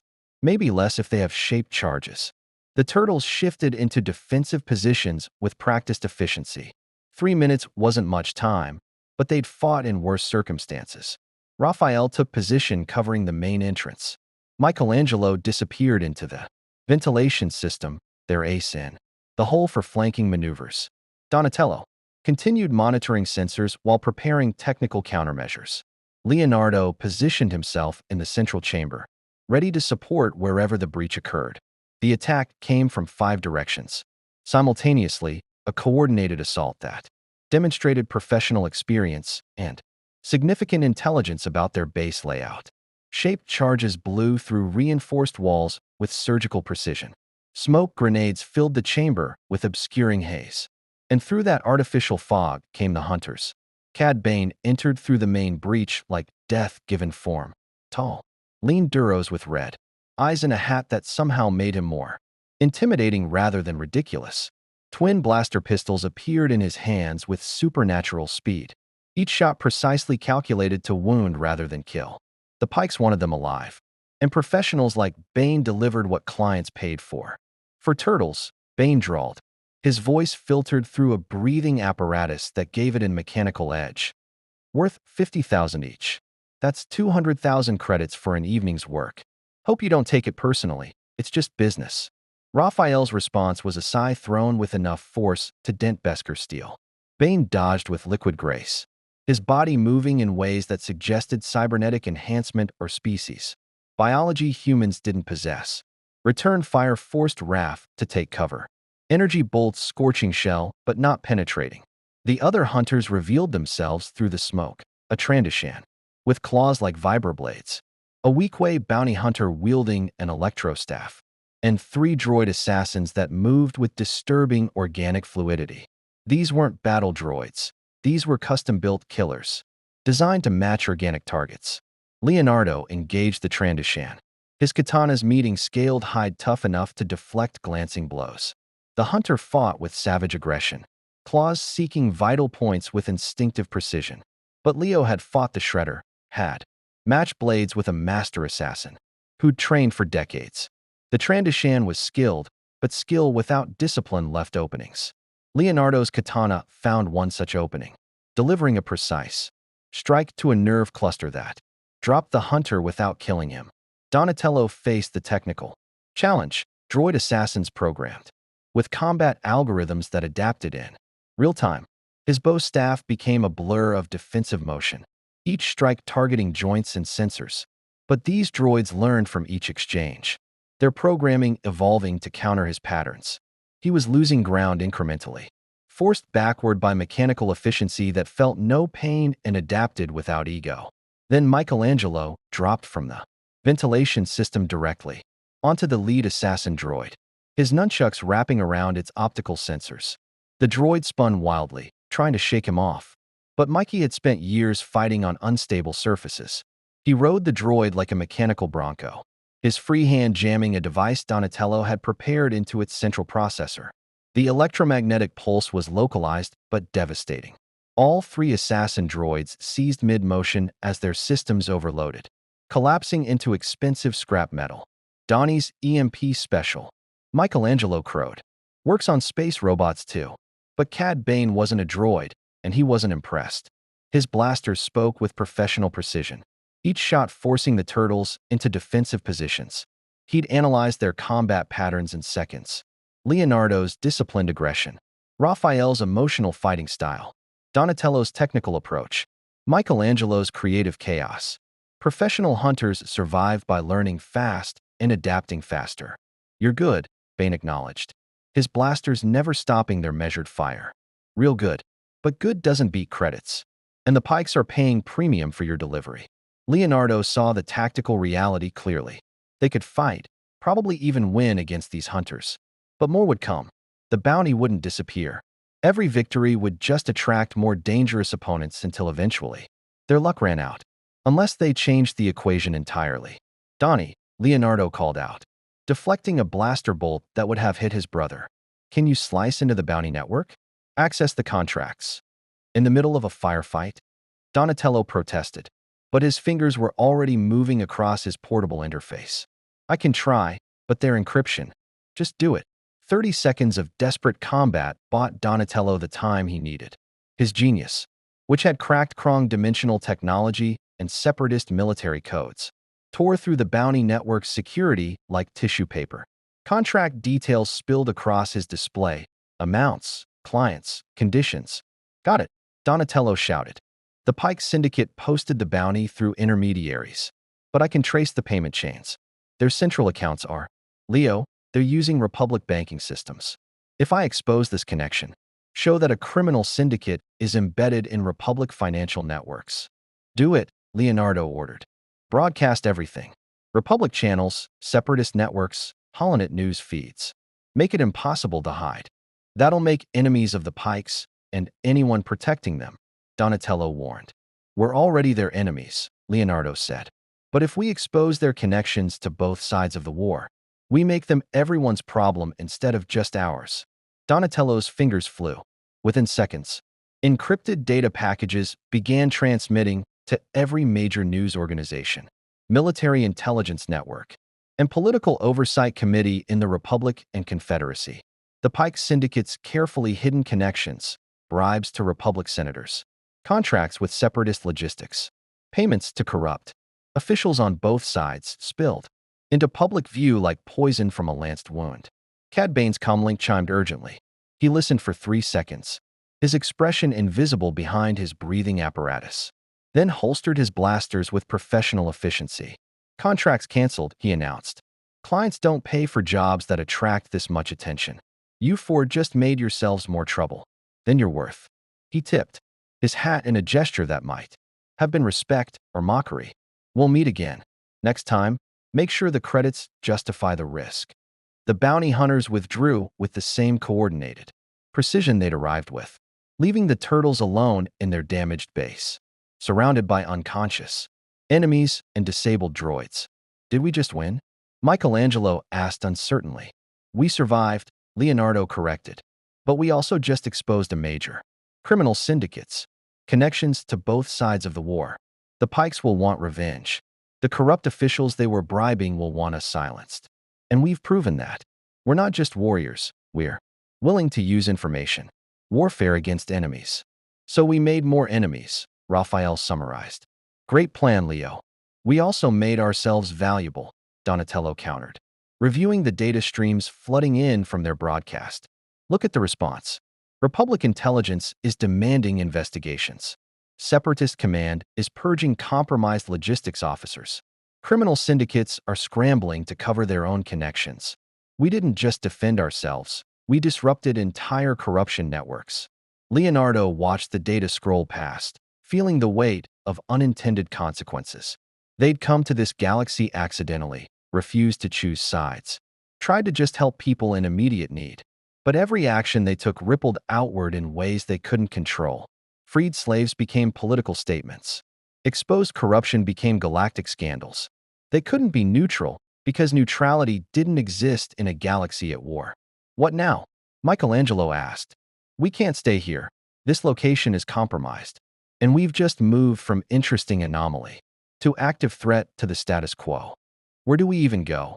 Before Leonardo could answer, their communication array chimed within. Incoming transmission, priority encryption, source unknown. Donatello hesitated, then accepted it. A figure materialized in holographic form, humanoid, face hidden behind a hood that no amount of resolution could pierce. Voice modulated beyond recognition. Impressive, the figure said. You've survived bounty hunters, exposed corruption, and operated independently despite pressure from every major faction. You fight without the Force, yet you're more effective than many Force users. Tell me, do you know why you're really here? Who are you? Leonardo demanded. Someone who's been watching since your arrival. Someone who knows that dimensional rifts don't occur randomly. Someone who understands that 4 warriors appearing in the middle of a carefully orchestrated galactic war is not coincidence, it's sabotage. The implications hit Leonardo like a physical blow. You're saying someone brought us here deliberately? I'm saying the Force works in mysterious ways, and not all mysteries are divine. The Clone Wars is proceeding according to specific designs. Plans laid decades ago are reaching culmination, and suddenly, for variables appear who owe allegiance to no faction and possess skills that can't be predicted by traditional Force-based calculations. That's not accident. That's interference. By who? Donatello demanded. Who would have the power to pull us across dimensions? The better question, the figure said, is who benefits from your presence? Who gains when corruption is exposed? Who profits when neither side can control you? When you find that answer, you'll understand why you're really here and what's truly at stake in this war. The transmission ended abruptly. leaving the turtles with more questions than answers and the growing suspicion that their accident might have been anything but accidental. Somewhere in the Senate district, Emperor Palpatine sensed a disturbance in his carefully laid plans, not through the Force itself, but through the more mundane channels of disrupted corruption and exposed connections. For turtles had just become more than nuisances. They'd become potential threats to his entire design. The revelation that their arrival might not have been accidental haunted Leonardo through the sleepless night that followed. He stood on the balcony of their new safe house, a third location in as many weeks, each more fortified than the last, watching Coruscant's endless traffic streams paint light trails across the night sky. Somewhere in this galaxy-spanning civilization, someone knew why they were here. Someone had possibly orchestrated their displacement, and that someone was watching. Can't sleep either? Donatello emerged from the shadows, his own eyes showing the strain of too many questions and too few answers. I've been running probability calculations. The odds of a Krong dimensional device malfunctioning at the exact moment needed to pull us into this specific universe, at this specific point in galactic history, during this specific war. He trailed off, shaking his head. We're talking astronomical improbabilities, trillions to one. So someone brought us here, Leonardo said. The question is why? What could four turtles, from another dimension possibly, accomplish that this galaxy's own warriors couldn't? We don't serve the Force, Donatello suggested. That mysterious figure said something about Force-based calculations. Maybe whoever brought us here wanted variables that the Force couldn't predict or manipulate. Before Leonardo could respond, Raphael's voice cut through the darkness. We've got company. Jedi signatures approaching. I recognized the energy signatures from Donnie's sensors. 3 of them, moving with purpose. The turtles assembled in their operations center within seconds. Weapons ready, but not yet drawn.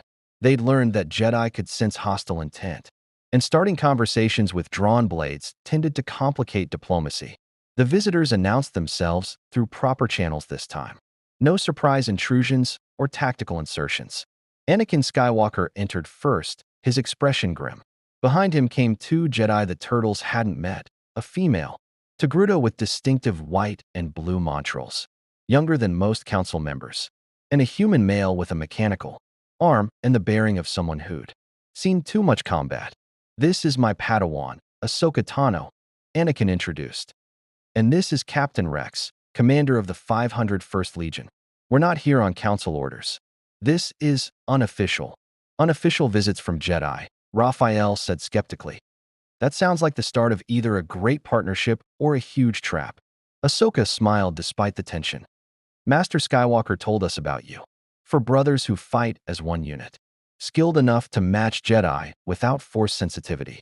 And stubborn enough to refuse both sides in a galactic war. I had to see for myself. The men talk about you, Rex added. His clone trooper armor marked with distinctive blue patterns that suggested individuality within uniformity. Word spreads fast in the GAR, Grand Army of the Republic. For unknowns who freed 300 slaves on Ryloth, exposed Pike Syndicate corruption, and survived Cad Bane. That's the kind of reputation that makes soldiers pay attention. We're not looking for reputation, Leonardo said carefully. We're just trying to survive while staying true to our principles. That's why we're here, Anakin said. The Council wants you monitored. Republic intelligence wants you recruited. But some of us think there's another option, information exchange. You help us understand threats outside the Council's traditional awareness. And we help you navigate a galaxy that's actively trying to kill or conscript you. What kind of threats? Donatello asked, his scientific curiosity overriding his caution. Ahsoka and Anakin exchanged glances. That silent communication between master and apprentice. Finally, Ahsoka spoke. There's something wrong with this war. I've felt it since I became a Padawan. The way battles unfold, the timing of betrayals, the political maneuvering, it's too coordinated. Like someone's conducting an orchestra where every note serves a hidden purpose. The Jedi Council doesn't see it, Anakin added bitterly. They're too focused on military strategy and political negotiations. But those of us actually fighting on the front lines, we notice patterns. Battles that seem too convenient. Intelligence leaks that benefit no one. separatist movements that accomplish nothing except prolonging the war. You think someone's manipulating both sides, Leonardo said. Understanding crystallizing. Using the war itself as a tool for some other purpose. We can't prove it, Rex said. But I've commanded clones in 100 battles. Good soldiers die when tactics don't make sense. And lately, too many tactics don't make sense. Donatello pulled up holographic displays showing data he'd compiled over weeks of monitoring galactic communications. I've noticed similar patterns. Separatist resources being allocated inefficiently. Republic supply chains routed through systems that make no strategic sense. Financial transactions that benefit third parties with no apparent stake in the war's outcome. And now 4 warriors appear who can't be manipulated through the Force. Ahsoka said softly. 4 variables in an equation that someone's been carefully controlling. That mysterious transmission you received. They were right. Your presence disrupts something. We need to figure out what. The conversation stretched for hours. Jedi insights into Force-based manipulation, combined with the Turtles' outsider perspective and Donatello's data analysis. Patterns emerged like constellations from chaos. The Clone Wars wasn't just a political conflict between Republic and Separatists. It was a machine designed to transform the galaxy, grinding both sides towards some predetermined endpoint. The Sith, Anakin said finally, the word heavy with old hatred. This has their fingerprints all over it. The Jedi have been at war with the Sith for millennia. They operate through manipulation and long-term planning. If a Sith Lord were orchestrating this war, then both the Republic and Separatists are pawns, Leonardo finished. And everyone fighting and dying believes they're serving legitimate causes while actually advancing someone else's agenda. That's brilliant and horrifying in equal measure. There's a Sith Lord somewhere in the Republic's leadership, Ahsoka said, voicing the suspicion that clearly terrified her. Count Dooku is the known Sith, Darth Tyrannus, serving as the Separatist figurehead. But the Sith rule of two means there must be a master. Someone hidden, controlling events from inside the Republic itself. We need proof, Rex stated flatly. Accusations without evidence would just be dismissed as war paranoia. But if we could identify the Sith master, expose their manipulation, we'd change everything, Donatello breathed. End the war not through military victory, but by revealing the puppet master, pulling both sides' strings. The plan formed organically from their combined expertise, Jedi intuition, clone military intelligence, turtle investigative skills, and Donatello's technical genius. They would track financial irregularities, follow supply chain corruption, identify who benefited from specific tactical decisions, and they would do it quietly, outside official channels. Because if the Sith Master truly had infiltrated Republic leadership, official channels were compromised. This is dangerous, Anakin warned. If you're caught investigating Republic officials, you'll be branded as Separatist agents. The Council won't protect you. I might not be able to protect you. We're already hunted by bounty hunters and monitored by every intelligence service in the galaxy, Raphael said. How much worse can it get? The answer came sooner than any of them expected. As their meeting concluded and the Jedi prepared to depart, Donatello's sensors screamed new warnings, but these weren't bounty hunters or local threats.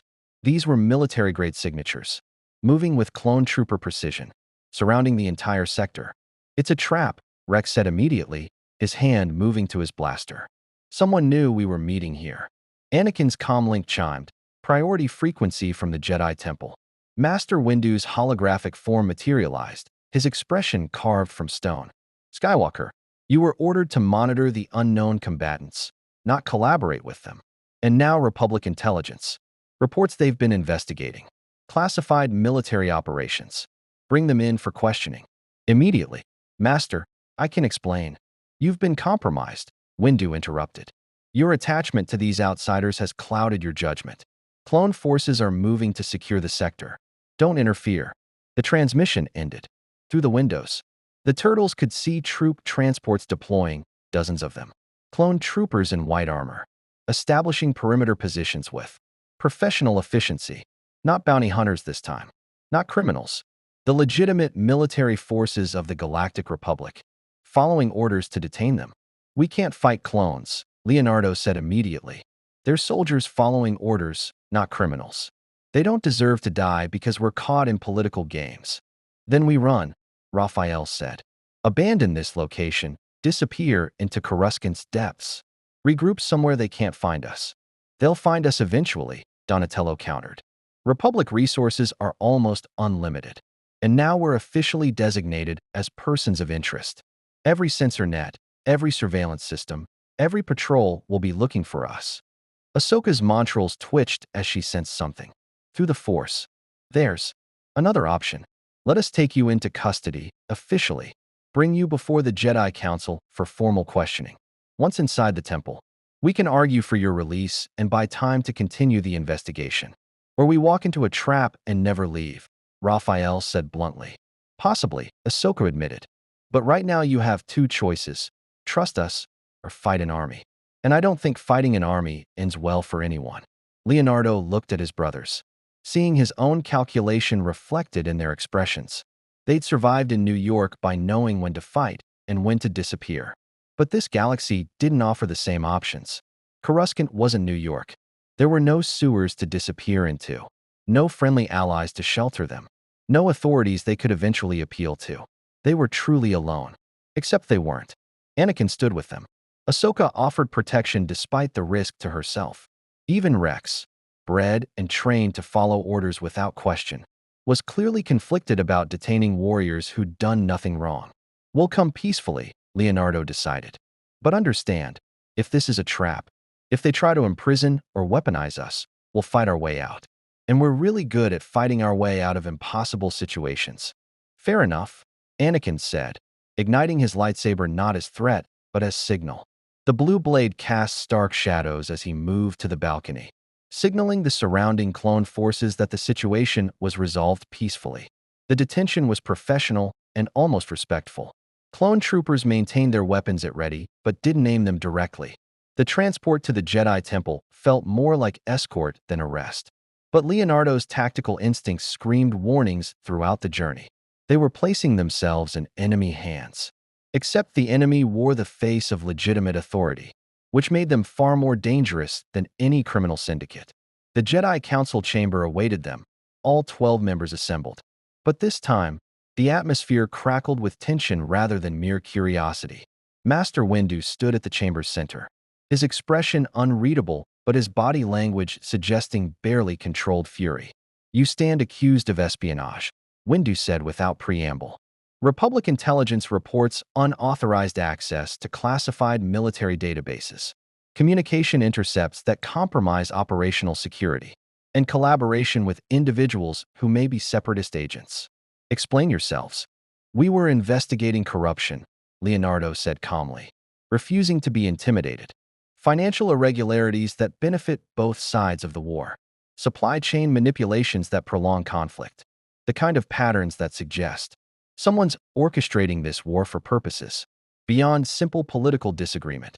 Conspiracy theories, Akel Dorm Master dismissed. The Clone Wars is tragic but straightforward. Separatist systems rebelling against Republic governance. Your outsider perspective sees manipulation where there's only chaos. Chaos doesn't create perfect patterns, Donatello countered, pulling up data on the portable display he'd been allowed to keep. Look at these resource allocations.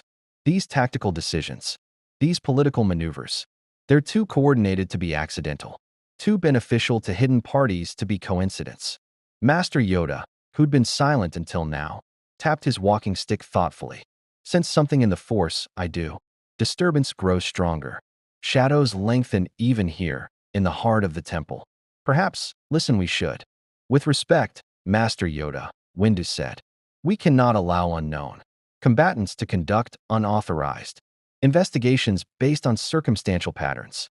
Their presence in the Republic, their entire existence here, remains unexplained. For all we know, they're separatist agents using elaborate cover stories. Then test us, Leonardo said suddenly.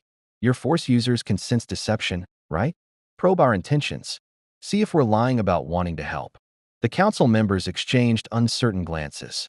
Force-based interrogation was invasive, potentially dangerous to the subject, and rarely used on individuals who hadn't committed clear crimes. But it would provide definitive answers about the turtles' true loyalties. Yoda approached Leonardo slowly, his ancient eyes searching. Painful, this may be. The force, natural to this galaxy it is. To minds from beyond, strange it will feel. Certain you are. Do it, Leonardo said firmly. Prove we're not your enemies. What happened next defied the turtles' understanding of reality. Yoda's presence, not physical but something deeper, pressed against Leonardo's consciousness like water against a dam. The sensation was invasive and overwhelming, foreign in a way that went beyond mere discomfort. This was the force, the energy that bound this galaxy together, probing a mind that had never evolved to interact with it. Yoda gasped, his eyes widening in shock. He staggered backward, and several council members moved to support him. Master Yoda, Ahsoka cried out. The ancient Jedi steadied himself, his expression mixing wonder and concern. Truth, they speak. See their minds, I did. Foreign, utterly foreign. From beyond this galaxy they come, yes. But more, from beyond reality itself. A different universe, where the Force does not exist. Their very existence here, paradox it is. But are they a threat? Windu pressed. Threat. Yoda laughed, though it sounded shaken. No. Frightened children they are, lost far from home. Trying only to do good in galaxy they do not understand. But his expression darkened, brought. Here deliberately, they were. See that too, I did. Ripples in the Force, someone created. Open door between universes. Question remains, who has such power? And why? The council chamber erupted in urgent discussion. The revelation that the turtles were definitively from another reality, not just another world, but another universe entirely, changed everything. It meant their presence wasn't natural. Someone with unprecedented power had reached across dimensional barriers and pulled them here, and that someone had purposes the Jedi couldn't fathom. In the chaos, only Leonardo noticed the holographic communication terminal in the corner. Activate briefly, a single pulse of data, transmitted before security systems could react. Someone had been listening to the entire proceeding. Someone inside the temple itself. The Sith Master, hiding in plain sight, now knew that the Jedi suspected manipulation, knew that four-dimensional outsiders were investigating corruption, and knew that his carefully orchestrated plan faced potential disruption from variables even the Force couldn't predict. Time to eliminate those variables permanently. As the council debated what to do with the turtles, none of them sensed the dark presence that began moving in the shadows. Not yet. But they would. Soon. And when Darth Sidious finally revealed himself, the galaxy would learn that the Clone Wars had always been prologue to something far worse. The decision came swiftly once. Master Yoda's revelation settled.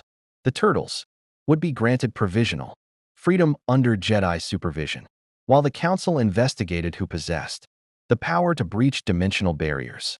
It was progress, but Leonardo's instincts screamed that they were running out of time.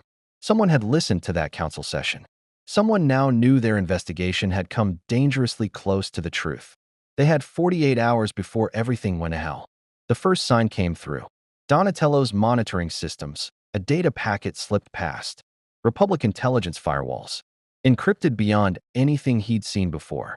It took 6 hours and algorithms adapted from 3 different alien programming languages to crack it. When he finally decoded the message, his blood ran cold. Leo, you need to see this, Donatello said, his voice tight with barely controlled panic. It's a kill order. Executive authority, highest classification level. 4 targets, identified as dimensional anomalies posing existential threat to Republic security. Authorization code traces back to. He swallowed hard. The Supreme Chancellor's office. Palpatine. Anakin's voice came from behind them. The Jedi had maintained near-constant presence since the council hearing, his protective instincts overriding official protocols. That's impossible. The Chancellor is a politician, not military command. He can't issue assassination orders. He can if he has emergency war powers, Donatello countered, pulling up legal documentation, which he was granted 2 years into the Clone Wars. Powers that were supposed to be temporary, but keep getting extended. Powers that include eliminating threats to Republic stability through any means necessary. Raphael's fists clenched around his sais. So the head of your government just ordered our execution. That's great. That's just perfect. We free slaves. Expose corruption, try to help. And we get marked for death by the guy supposedly representing justice and democracy. There's more, Donatello continued, his fingers trembling as he pulled up additional files. The order doesn't go through normal military channels. It's directed to a specific unit, code designation, CC 5576-39.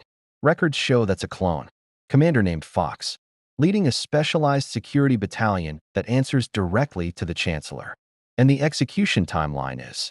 He checked the timestamp. 18 hours from now. We run, Michelangelo said immediately. Steal a ship, jump to hyperspace. Find some backwater world where nobody knows us. They'll follow, Leonardo said grimly. Republic resources span the entire galaxy. And now we know why we're really here. We're disrupting someone's plan. Someone powerful enough to manipulate both sides of a galactic war. Someone who sees us as enough of a threat to risk exposure by issuing kill orders through official channels. Ahsoka burst into their safe house, her montrals flushed with urgency and her lightsabers already ignited. We need to move. Now. I sensed something through the Force, darkness moving toward this location. Not regular clone troopers. Something worse. How much worse? Raphael demanded. Inquisitor-level worse, Ahsoka said. Dark side users trained to hunt Jedi. If they're being deployed against you, someone wants to ensure you don't just die. They want to ensure you die screaming. The building's foundations shook as something massive impacted the street level. Through the windows, they glimpsed a sight that made even battle-hardened warriors pause. A battalion of clone troopers in specialized crimson armor, moving with mechanical precision. Leading them was a figure in black robes, face hidden behind a mask that radiated menace, carrying a lightsaber that pulsed with crimson malevolence. Fifth brother, Anakin identified, his voice heavy with old hatred. One of Palpatine's inquisitors. I've fought him before. He's skilled, powerful, and completely loyal to whoever pays him. If he's here, the order is to leave no witnesses. Then we don't fight here, Leonardo decided instantly. Collateral damage would kill civilians. We lead them somewhere isolated, away from innocents. Make them hunt us on our terms. The industrial sector, Donatello suggested. Level 2841. It's scheduled for demolition, completely evacuated. If we can reach it, we can control the battlefield. The escape was chaos barely contained by skill. The turtles moved through Coruscant's infrastructure like they'd been born to it. Decades of sewer navigation translating perfectly to maintenance, tunnels, and service corridors. Anakin and Ahsoka provided force-enhanced cover, deflecting blaster bolts that would have otherwise found targets. But the pursuit was relentless. Clone troopers trained for urban warfare, guided by an inquisitor who could sense their presence through the dark side. They reached the industrial sector with minutes to spare. The abandoned factories loomed like metal canyons, their machinery silent and rust-covered, their corridors perfect for ambush tactics. Leonardo's tactical mind immediately began calculating sight lines, choke points, defensive positions. Here's the plan, he said, his voice carrying command authority that transcended species. Donnie, you're on technical warfare. Hack their communications. Create false sensor readings. Turn their technology against them. Mikey, your guerrilla tactics. Hit and fade. Never stay in one place. Make them paranoid. Raph and I will handle direct engagement. Anakin, Ahsoka, you counter the Inquisitor. He's your kind of threat. And if we lose? Michelangelo asked quietly. We don't, Leonardo said simply. We've faced worse odds. We survived Shredder's final assault when he had the entire Foot clan. We beat the Krong when they had dimensional technology. We're four brothers against the galaxy, and the galaxy hasn't killed us yet. The battle began when the fifth brother entered the sector. His presence like oil slick across water, corrupting, invasive, wrong. His crimson lightsaber cast blood-red shadows as he advanced with terrible confidence. Four-dimensional anomalies. The Inquisitor's voice modulated through his mask. You've been designated threats to galactic stability. Your termination has been authorized by the highest authority. Surrender now, and your deaths will be swift. We've heard better threats from middle school bullies, Raphael shot back, his sais gleaming in the dim industrial light. Come on, space wizard. Let's see if your magic sword makes you any different from every other 2-bit villain we've put down. The Inquisitor's response was action, his lightsaber spinning in impossible patterns as he closed the distance with force-enhanced speed. Anakin intercepted, blue blade meeting red in a shower of sparks that illuminated the industrial wasteland. The two Force users dueled with a ferocity that transcended mere combat, each strike carrying philosophical weight about the Force's nature. Meanwhile, the clone battalion deployed with professional efficiency. Commander Fox coordinated their advance through encrypted channels, establishing overlapping fields of fire, deploying portable shield generators, and methodically eliminating escape routes. These weren't regular soldiers. They were elite security forces trained to handle threats that regular military couldn't. Donatello's technical warfare began subtly. A communications glitch here, a sensor malfunction there, friendly fire identification errors that caused momentary hesitation. His jury-rigged systems couldn't match Republic military-grade encryption, but they didn't need to. They just needed to create doubt, introduce chaos into perfect coordination. Michelangelo became a ghost in the machinery, appearing long enough to disable a trooper with precise nunchuck strikes, then vanishing before return fire could find him. His artistic eye picked out paths through the industrial complex that tactical algorithms missed, his creativity turning abandoned equipment into impromptu weapons and obstacles. Leonardo and Raphael fought as they'd always fought, two parts of a perfect whole. Where Leo's discipline created openings, Rapha's aggression exploited them. Where Rapha's passion drove enemies back, Leo's tactics trapped them. They moved through the clone troopers like water through stone, never staying still, never presenting stationary targets, always adapting. But the clones were adapting too. Commander Fox recognized the turtles' coordination, patterns, and began deploying countermeasures, staggered firing lines that prevented single-point disruption, portable ray shields that forced close combat, thermal detonators that denied entire sections of the battlefield. They're learning too fast, Raphael grunted, deflecting a blaster bolt that would have taken his head off. This isn't sustainable. Then we change the game, Leonardo said. Donnie, can you access the demolition charges set for this sector's scheduled destruction? Leo, those charges are designed to bring down the entire industrial complex. If I activate them, we'll have about 3 minutes to evacuate before everything collapses. Can you do it remotely? Donatello's fingers flew across his interface, accessing city infrastructure systems that should have been impossible to breach. But impossible was a word he'd stopped believing in around the time they'd been pulled into another dimension. Done. Charges are armed, waiting on your signal. The duel between Anakin and the fifth brother had reached crescendo intensity. The Inquisitor fought with brutal efficiency, his double-bladed lightsaber spinning like a wheel of death, each strike designed to kill rather than disarm. Ahsoka joined the engagement, her twin blades adding complexity to the Inquisitor's calculations. Your attachment makes you weak, the fifth brother taunted, his mechanized voice carrying dark amusement. The dark side offers freedom from such sentimentality. Join me, and you could be truly powerful. I've heard better recruitment pitches from used ship salesmen. Ahsoka shot back, her strikes flowing like water. And your dark side just makes you predictable. All rage, no creativity. But the Inquisitor was winning through sheer power, pushing both Jedi back incrementally. Anakin's breathing came harder, his movements showing the strain of sustained combat against a dark side user. The fifth brother sensed victory approaching, his confidence growing with each exchange. That's when Leonardo made his move. He'd been studying the Inquisitor's fighting style, analyzing patterns through years of experience facing skilled opponents.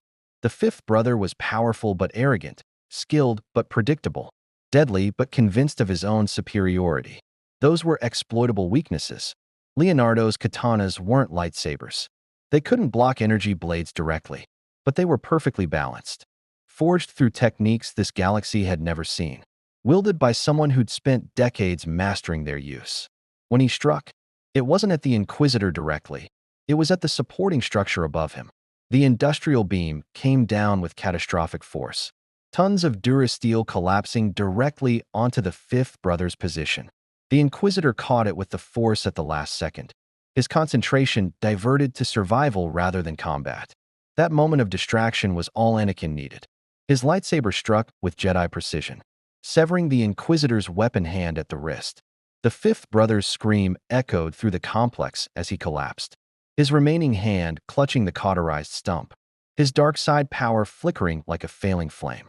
Signal the retreat, Commander Fox ordered through encrypted channels, his tactical assessment recognizing a battle turning against them. All units fall back to extraction point. Now, Donnie, Leonardo shouted.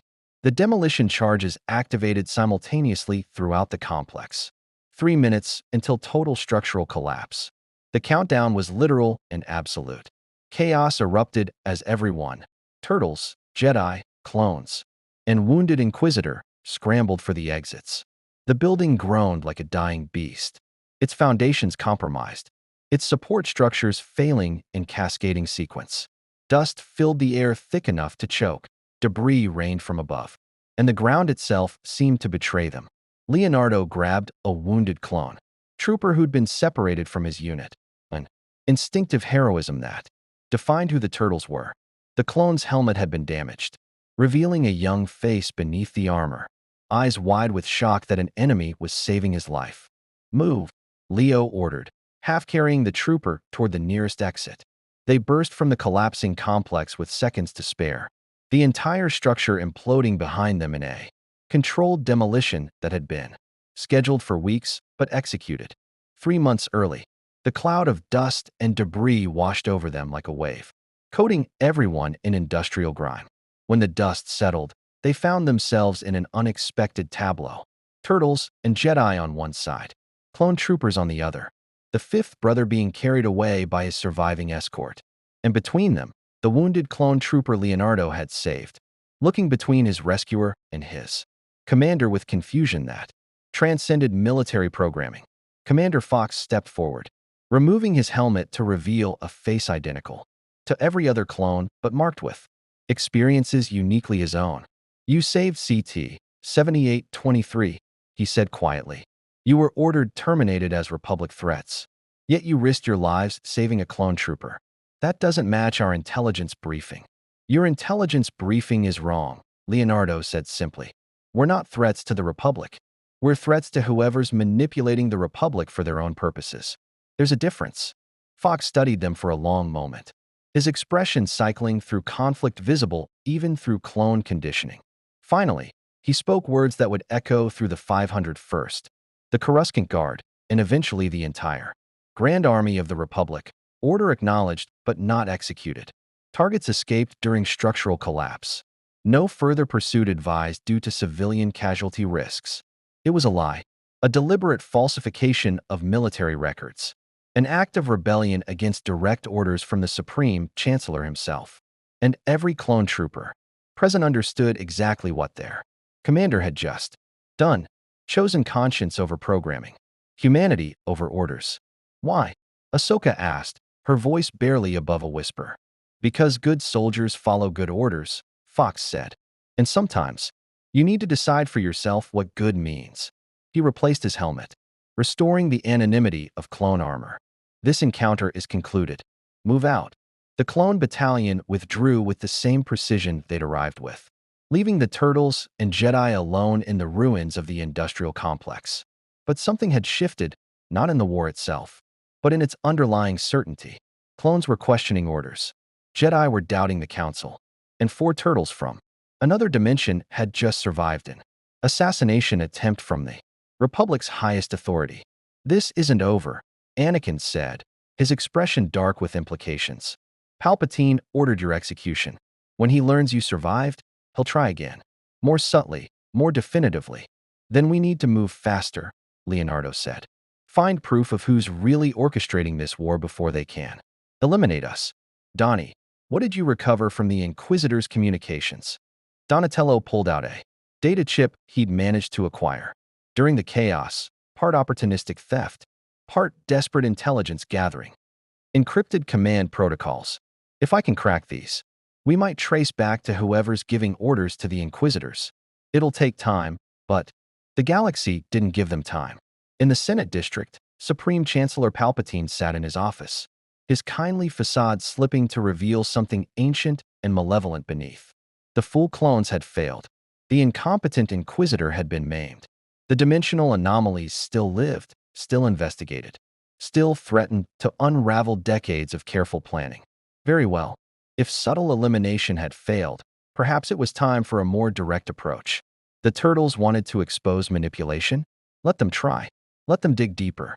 Let them discover the truth. And when they finally understood the scope of his design, when they realized they'd been dancing to his tune since the moment they arrived, he would show them what true power looked like. The Clone Wars was ending. Order 66 approached, and 4 turtles from another dimension would either serve his new empire or die in its creation. Palpatine smiled, and the office lights seemed to dim in response, as if reality itself recoiled from the darkness wearing a politician's face. The endgame had begun.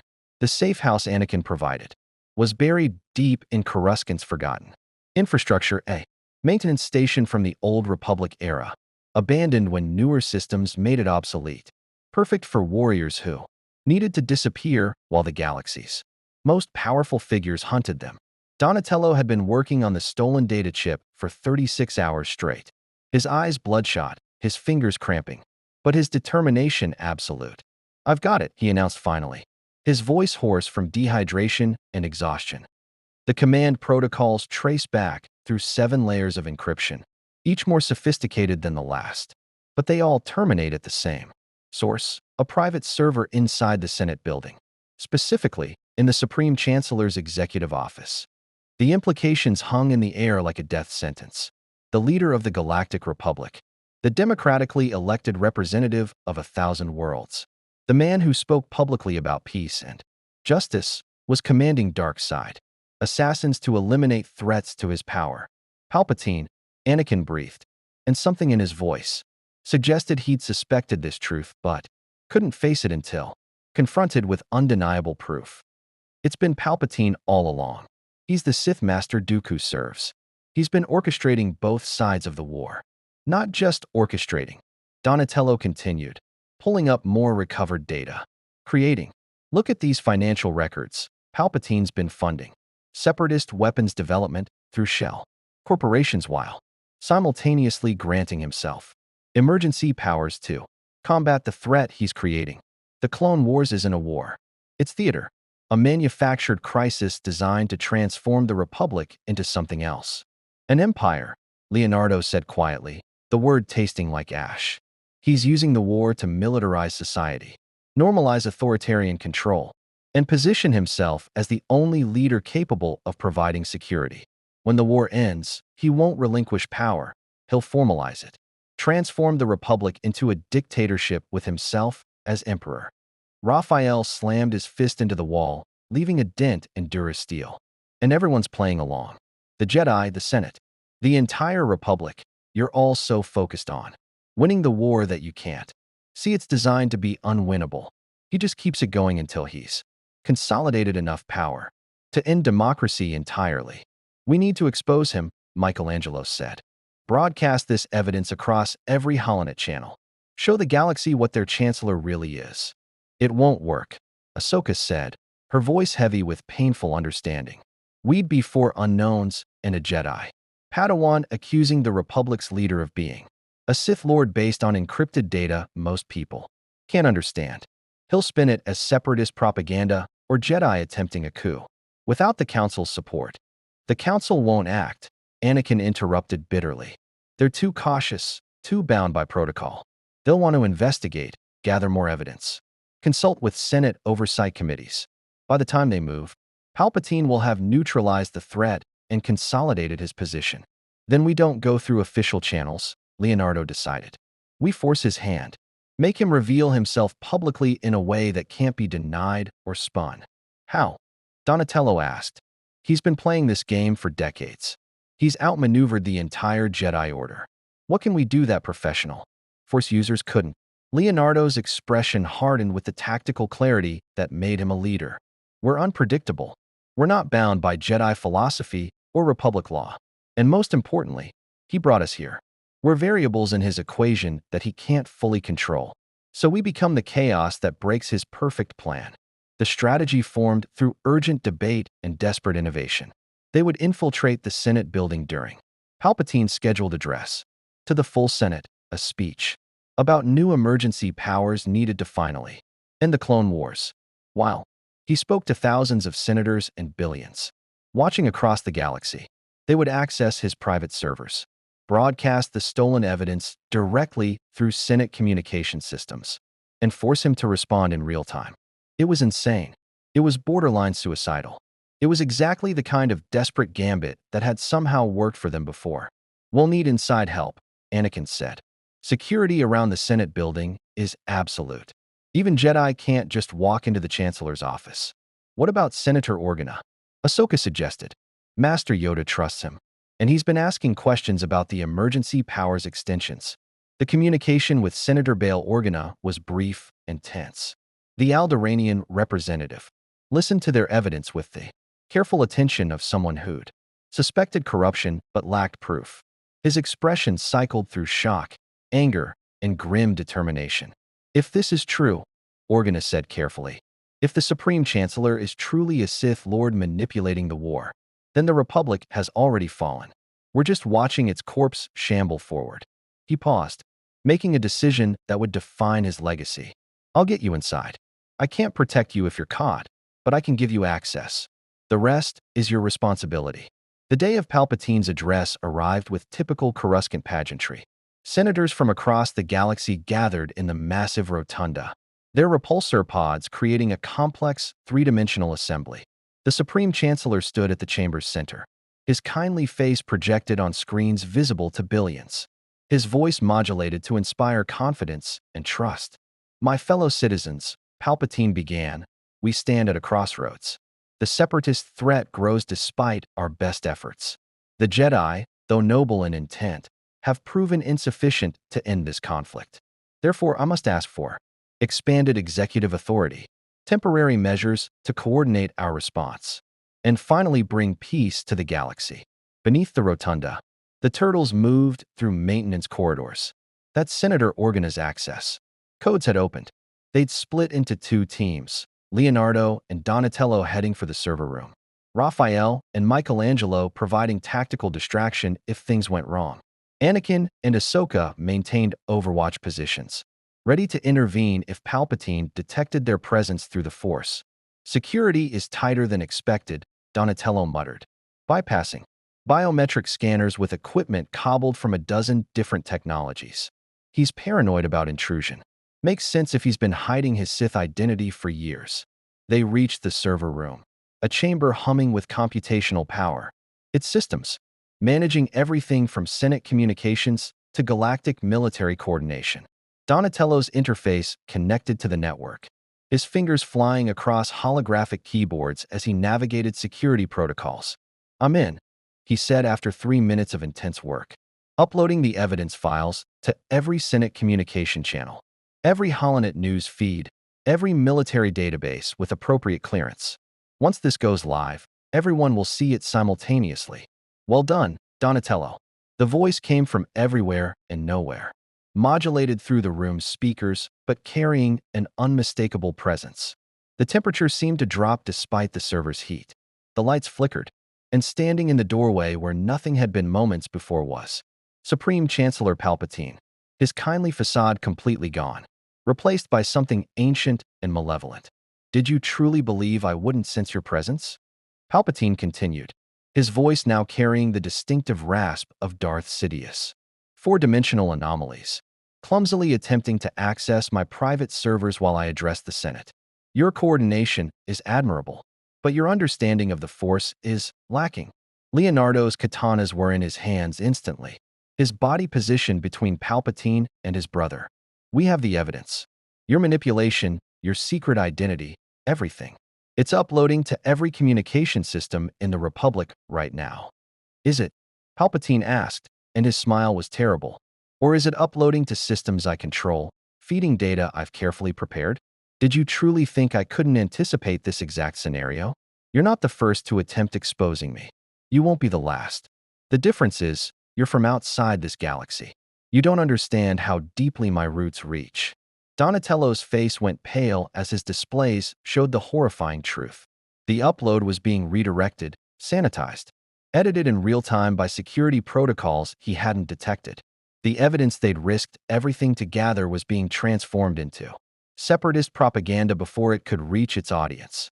You planned this, Leonardo said, understanding crystallizing with cold horror. You wanted us to attempt this. Wanted us to fail publicly so you could use our failure to justify even greater emergency powers. Partially correct, Palpatine acknowledged. Though I didn't anticipate your survival of the Inquisitor. That was inconvenient. Still, your presence here serves my purposes. 4 unknown combatants infiltrating the Senate building, attempting to broadcast false information about the Supreme Chancellor. Clear evidence of separatist infiltration and assassination attempts. The Senate will grant me any powers I request after this. Except we're not separatist agents. Raphael's voice came from behind Palpatine.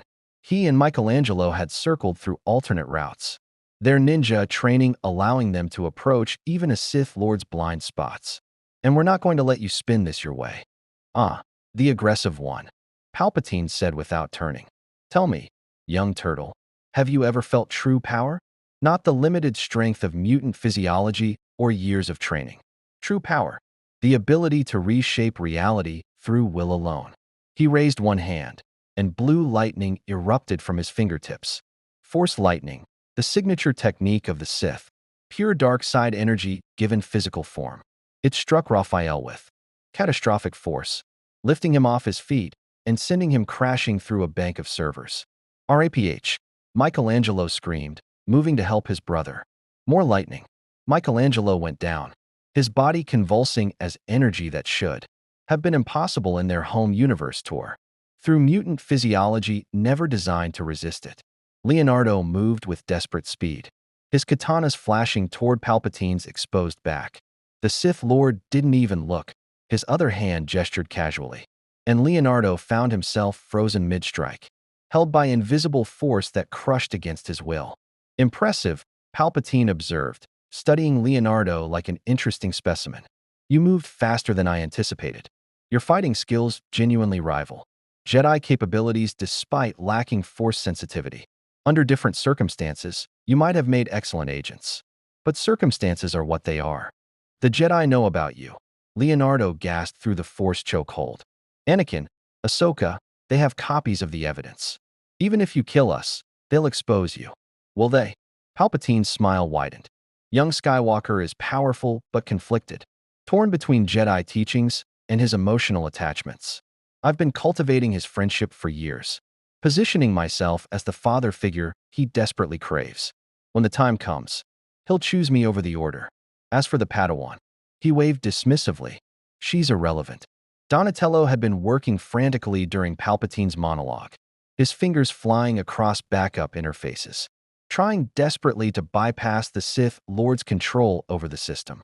He'd faced Krong technology, Foot Clan security, alien computers from another galaxy.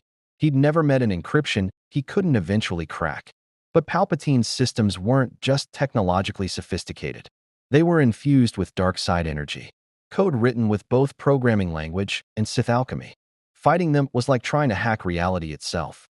Still, Donatello was nothing if not adaptable. He couldn't crack the main systems, but he could access something simpler, the emergency broadcast system designed for natural disasters and planetary evacuations. A system built on old Republic infrastructure that predated Palpatine's modifications. Leo, Donatello whispered, his voice barely audible over the server room's ambient hum. Buy me 30 seconds. Leonardo's tactical mind processed the request instantly.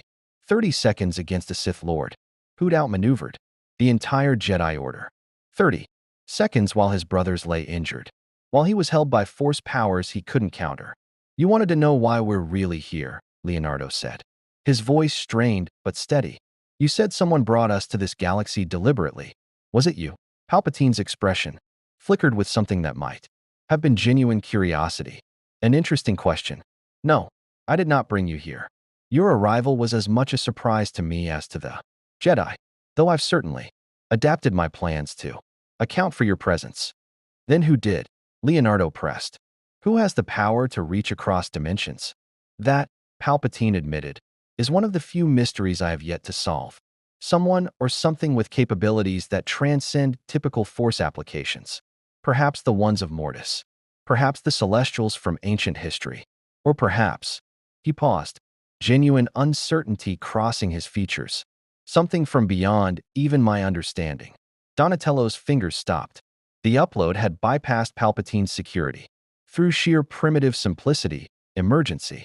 Broadcast didn't use encrypted channels because it needed to reach everyone, regardless of security clearance. The evidence was going out unfiltered, unedited, undeniable. Every holoscreen in the Senate building, every military communication channel, every news feed across the galaxy, all simultaneously showing irrefutable proof that Supreme Chancellor Palpatine and Darth Sidious were the same being. Palpatine felt it the moment the broadcast went live, millions of minds across. Coruscant reacting with shock. The collective consciousness of the Republic reeling. His concentration wavered for just an instant. An instant was all the turtles needed. Leonardo broke free from the Force chokehold, his willpower somehow pushing through metaphysical restraints that should have been absolute. His katana struck not at Palpatine directly. That would be suicide, but at the server banks around them, destroying the very systems the Sith Lord had used to intercept their evidence. Raphael and Michelangelo surged back to their feet. Mutant physiology pushing through pain that would have killed normal beings. They attacked from opposite angles. Saius and nunchucks finding targets with desperate precision. But Palpatine was no longer playing. His lightsaber materialized in his hand, a weapon he rarely drew, its crimson blade casting bloody light across the server room. He moved with speed that transcended human limits, his strikes precise and lethal, his dark side power amplifying every movement. The turtles fought like they'd never fought before, four brothers moving as perfect coordination against an opponent who'd mastered the dark side across decades. But it wasn't enough. Palpatine was too skilled, too powerful, too experienced. For every strike they landed, he dealt 3 in return. They were losing ground, bleeding from a dozen minor wounds, their strength fading against an enemy who seemed inexhaustible. Then Anakin and Ahsoka burst through the door, their lightsabers ignited, their presence in the Force blazing like twin stars. "It's over, Palpatine," Anakin said, his voice tight with betrayal and rage. "The entire galaxy knows what you are. Your manipulation ends now." "Does it?" Palpatine asked, and he wasn't even breathing hard despite fighting for skilled warriors. "You would strike down the Supreme Chancellor? Based on evidence provided by dimensional anomalies and stolen data? Young Skywalker, you're more naive than I thought. This changes nothing. The Senate will see this as an assassination attempt. The Jedi attempting a coup. Everything I've worked toward, it all accelerates now." "Then you've lost," Leonardo said, supporting himself on his katanas, his body screaming with exhaustion but his voice steady. "Because your plan required secrecy, required the galaxy believing you were their savior. Now they know you're their destroyer. You can't rule through manipulation anymore. You'll have to rule through fear. And fear makes people fight back." Palpatine's expression shifted, calculation replacing certainty. The turtle was right. The careful design he'd spent decades perfecting, it was compromised. Not destroyed, but damaged badly enough that adaptation would be necessary. Order 66 would need to be executed ahead of schedule. The transition from Republic to Empire would be messier than planned. But he was Darth Sidious. He'd survived worse disruptions. He would adapt. He always did. "You've won a battle," Palpatine said, deactivating his lightsaber. "Not the war. The mechanisms I've put in place, they're already in motion. Clone troopers across the galaxy, programmed with contingency orders that supersede all other loyalty. Jedi spread thin on 1,000 battlefields. Political allies positioned to support my emergency measures. You've exposed me, yes. But exposure without the power to capitalize on it is meaningless." He gestured, and the wall behind him exploded outward. Through the opening, they glimpsed his escape craft, a personal shuttle that had been positioned for exactly this contingency. Palpatine had planned for every scenario, including public revelation. "We'll meet again," the Sith Lord promised. "When we do, you'll see what an empire truly looks like. And you'll realize that some manipulations are too vast to stop once they're in motion." He was gone in seconds, his shuttle disappearing into Coruscant's traffic before anyone could pursue. The server room fell silent. except for labored breathing and the crackle of damaged equipment. He's right, Ahsoka said quietly. We exposed him, but he's still Supreme Chancellor. Still controls the military. Still has political support from thousands of senators who will refuse to believe the evidence. Then we keep fighting, Leonardo said simply. We warn the galaxy. We showed them the truth. What they do with that truth, that's their choice. But we did what Master Splinter taught us. We stood against injustice, even when it seemed impossible. Across Coruscant, across the Republic, across the galaxy, beings watched the evidence play on Holonet channels. Some refused to believe it. Some had suspected for years and finally had confirmation. Some immediately began planning resistance. Some pledged themselves to Palpatine's empire before it even officially existed. The Clone Wars had been transformed from military conflict to ideological schism. Not Republic versus Separatists anymore, but those who would resist tyranny versus those who would embrace it. And four turtles from another dimension stood at the center of it all, bleeding, exhausted but alive. They'd changed the galaxy irrevocably.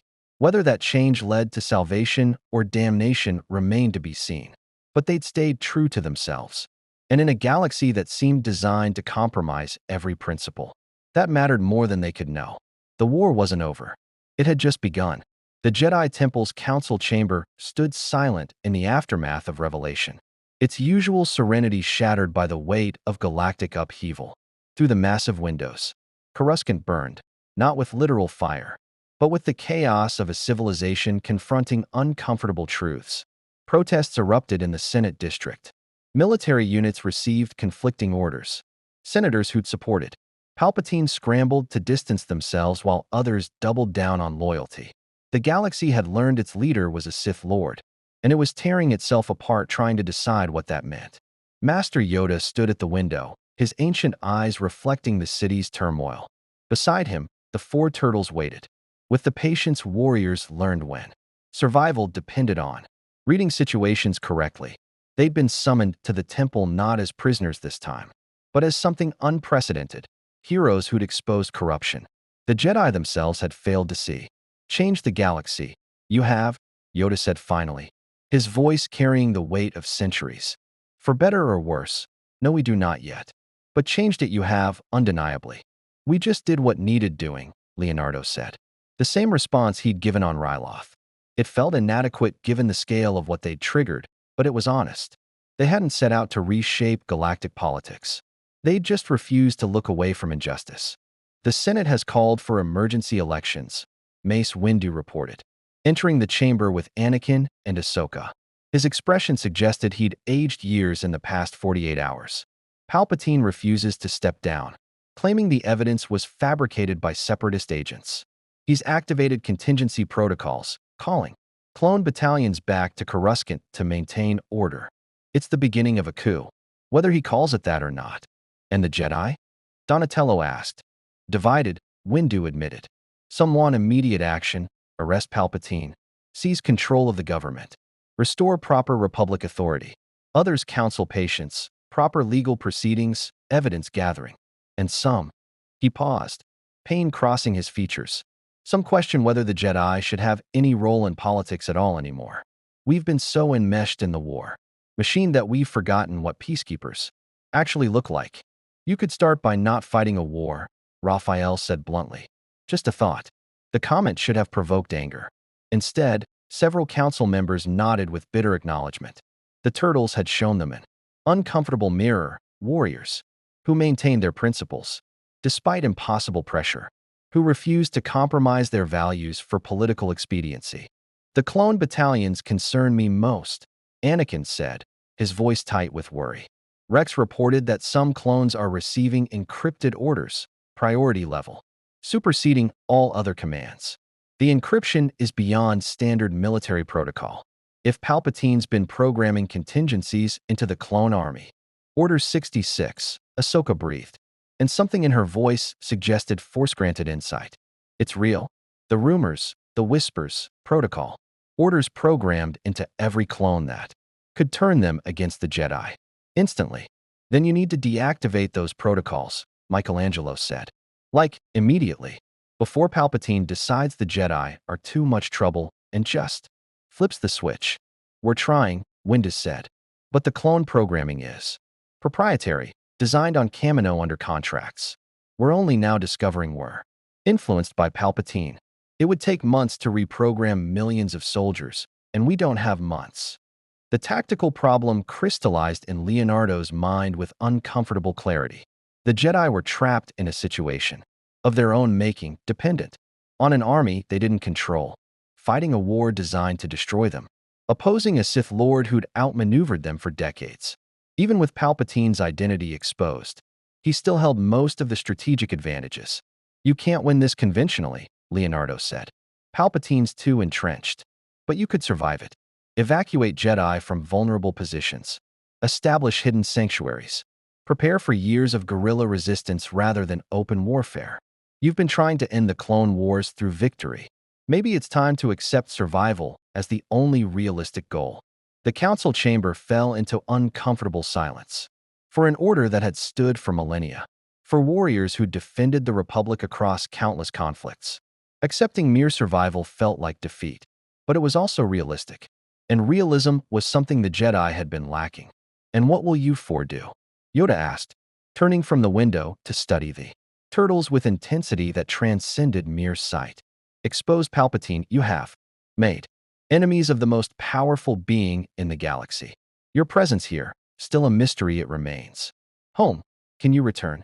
The question hung heavy. Donatello had spent every spare moment analyzing the dimensional rift that brought them here, trying to understand the physics that allowed interdimensional travel. But every analysis led to the same conclusion. The energy required to breach dimensional barriers was beyond anything their technology or this galaxy's technology could generate. We don't know, Donatello admitted. The rift that brought us here, it was caused by Krong technology overloading during our sabotage attempt. Replicating those exact conditions, especially without the specific device that created them, might be impossible. We could be stuck here permanently. Then you must decide, Yoda said gently. Fight a war not yours, in a galaxy not yours.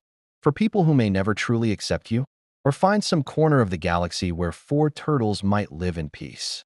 Leonardo looked at his brothers, seeing his own thoughts reflected in their faces. They'd never asked for this, never wanted to be caught in galactic conflicts or hunted by Sith Lords. They'd been teenagers who just wanted to eat pizza and practice their ninja skills and relative anonymity.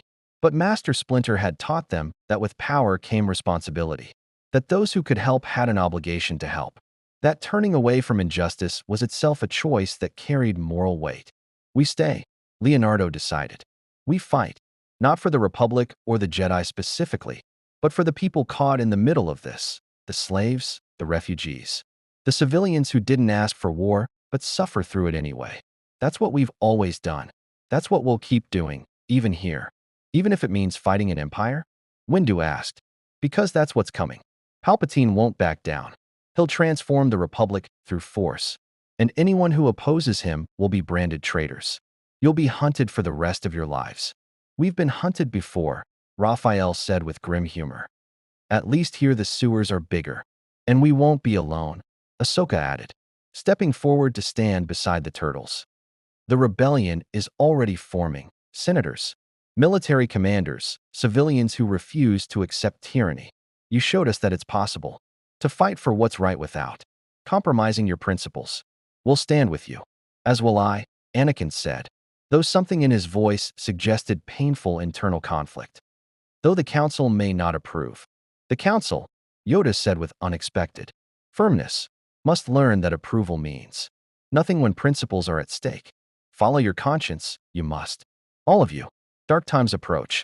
But in darkness, even small lights matter greatly. The meeting concluded with plans forming for the resistance to come. Jedi evacuation protocols. Clone commanders who might resist Order 66. Senators willing to oppose Palpatine publicly. Criminal networks that could be turned against Imperial infrastructure.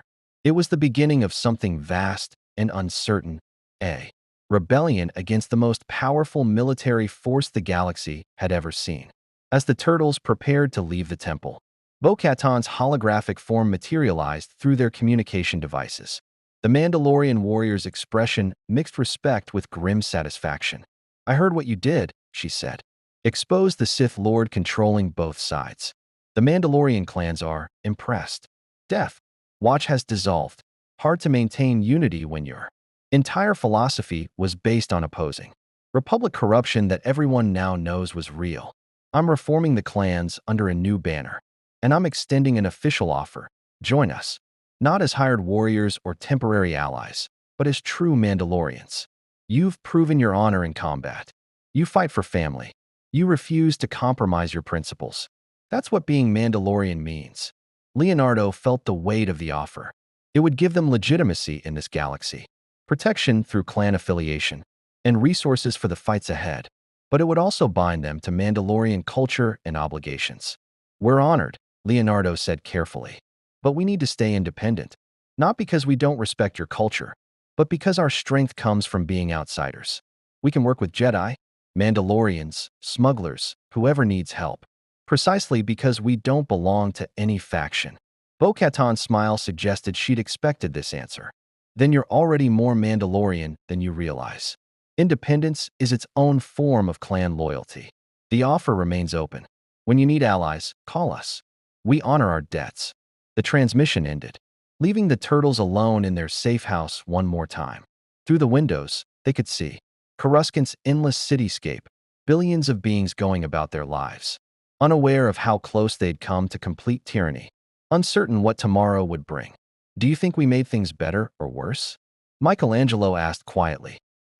We exposed Palpatine, but now there's going to be an empire and a rebellion and probably decades of war. Maybe if we just stayed quiet. Then slavery would continue, Leonardo said firmly. Corruption would flourish. And eventually, Palpatine would have won anyway, just more quietly. At least now people know what they're fighting against. They have a choice. Besides, Raphael added, staying quiet was never really an option for us. We're Ninja Turtles, not ninja accountants. Donatello pulled up star charts, his analytical mind already planning their next moves. There are refugee convoys fleeing Republic space, heading for the Outer Rim. They'll need protection from pirates and Imperial patrols. And I've been monitoring distress calls from agricultural worlds, places too small for the Republic to care about, but desperate for help. Then that's where we go, Leonardo decided. We help where we're needed. We fight when we must. And we trust that staying true to Master Splinter's teachings will guide us through whatever comes next. They gathered their equipment, weapons maintained with care, armor cobbled from Mandalorian alloys and salvaged materials, technology that bridged Earth ingenuity with galactic sophistication. They were strangers in an alien galaxy, hunted by the most powerful beings in existence, facing a war that would span decades. But they were together. They were skilled. And they'd proven that warriors without the Force could still change the galaxy. As their ship lifted off from Coruscant, heading toward the Outer Rim and the uncertainties ahead, none of them noticed the faint shimmer in space, a dimensional anomaly, forming and collapsing in microseconds. Too brief for sensors to detect, but carrying a message across realities. In New York, in a sewer layer that felt impossibly distant, Master Splinter paused in his meditation. He couldn't know where his sons were or what they faced, but he felt their presence across the void, felt their determination, their brotherhood, their unwavering commitment to the principles he'd taught them. Be safe, my sons, he whispered to the empty air.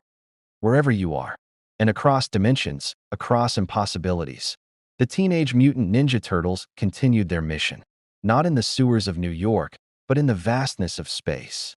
Not against the Foot Clan or the Krong, but against an empire that would dominate the galaxy. They would become legends in this new reality, the Shell Clan. Warriors without the Force who proved that honor and skill could stand against mystical powers and overwhelming military might. Some would call them heroes. Others would brand them terrorists. But history would remember them as the dimensional anomalies who arrived at the Clone Wars' darkest hour and refused to let darkness win without a fight. The rebellion had gained 4 unlikely champions. The Empire had gained 4 impossible enemies. And the Force itself seemed to watch with interest as variables from beyond its reach shaped events it could no longer perfectly predict. In a galaxy far, far away, 4 brothers from New York would fight, survive, and prove that sometimes the most powerful warriors are those who fight not for destiny or prophecy, but for something simpler and more profound: the unshakable belief that every life matters, that family is worth any sacrifice, and that tyranny, no matter how vast, can be opposed by those brave enough to stand. The Clone Wars had ended. The Galactic Civil War had begun, and the Teenage Mutant Ninja Turtles would be there, in the shadows and the sewers and the forgotten places, fighting for those who couldn't fight for themselves.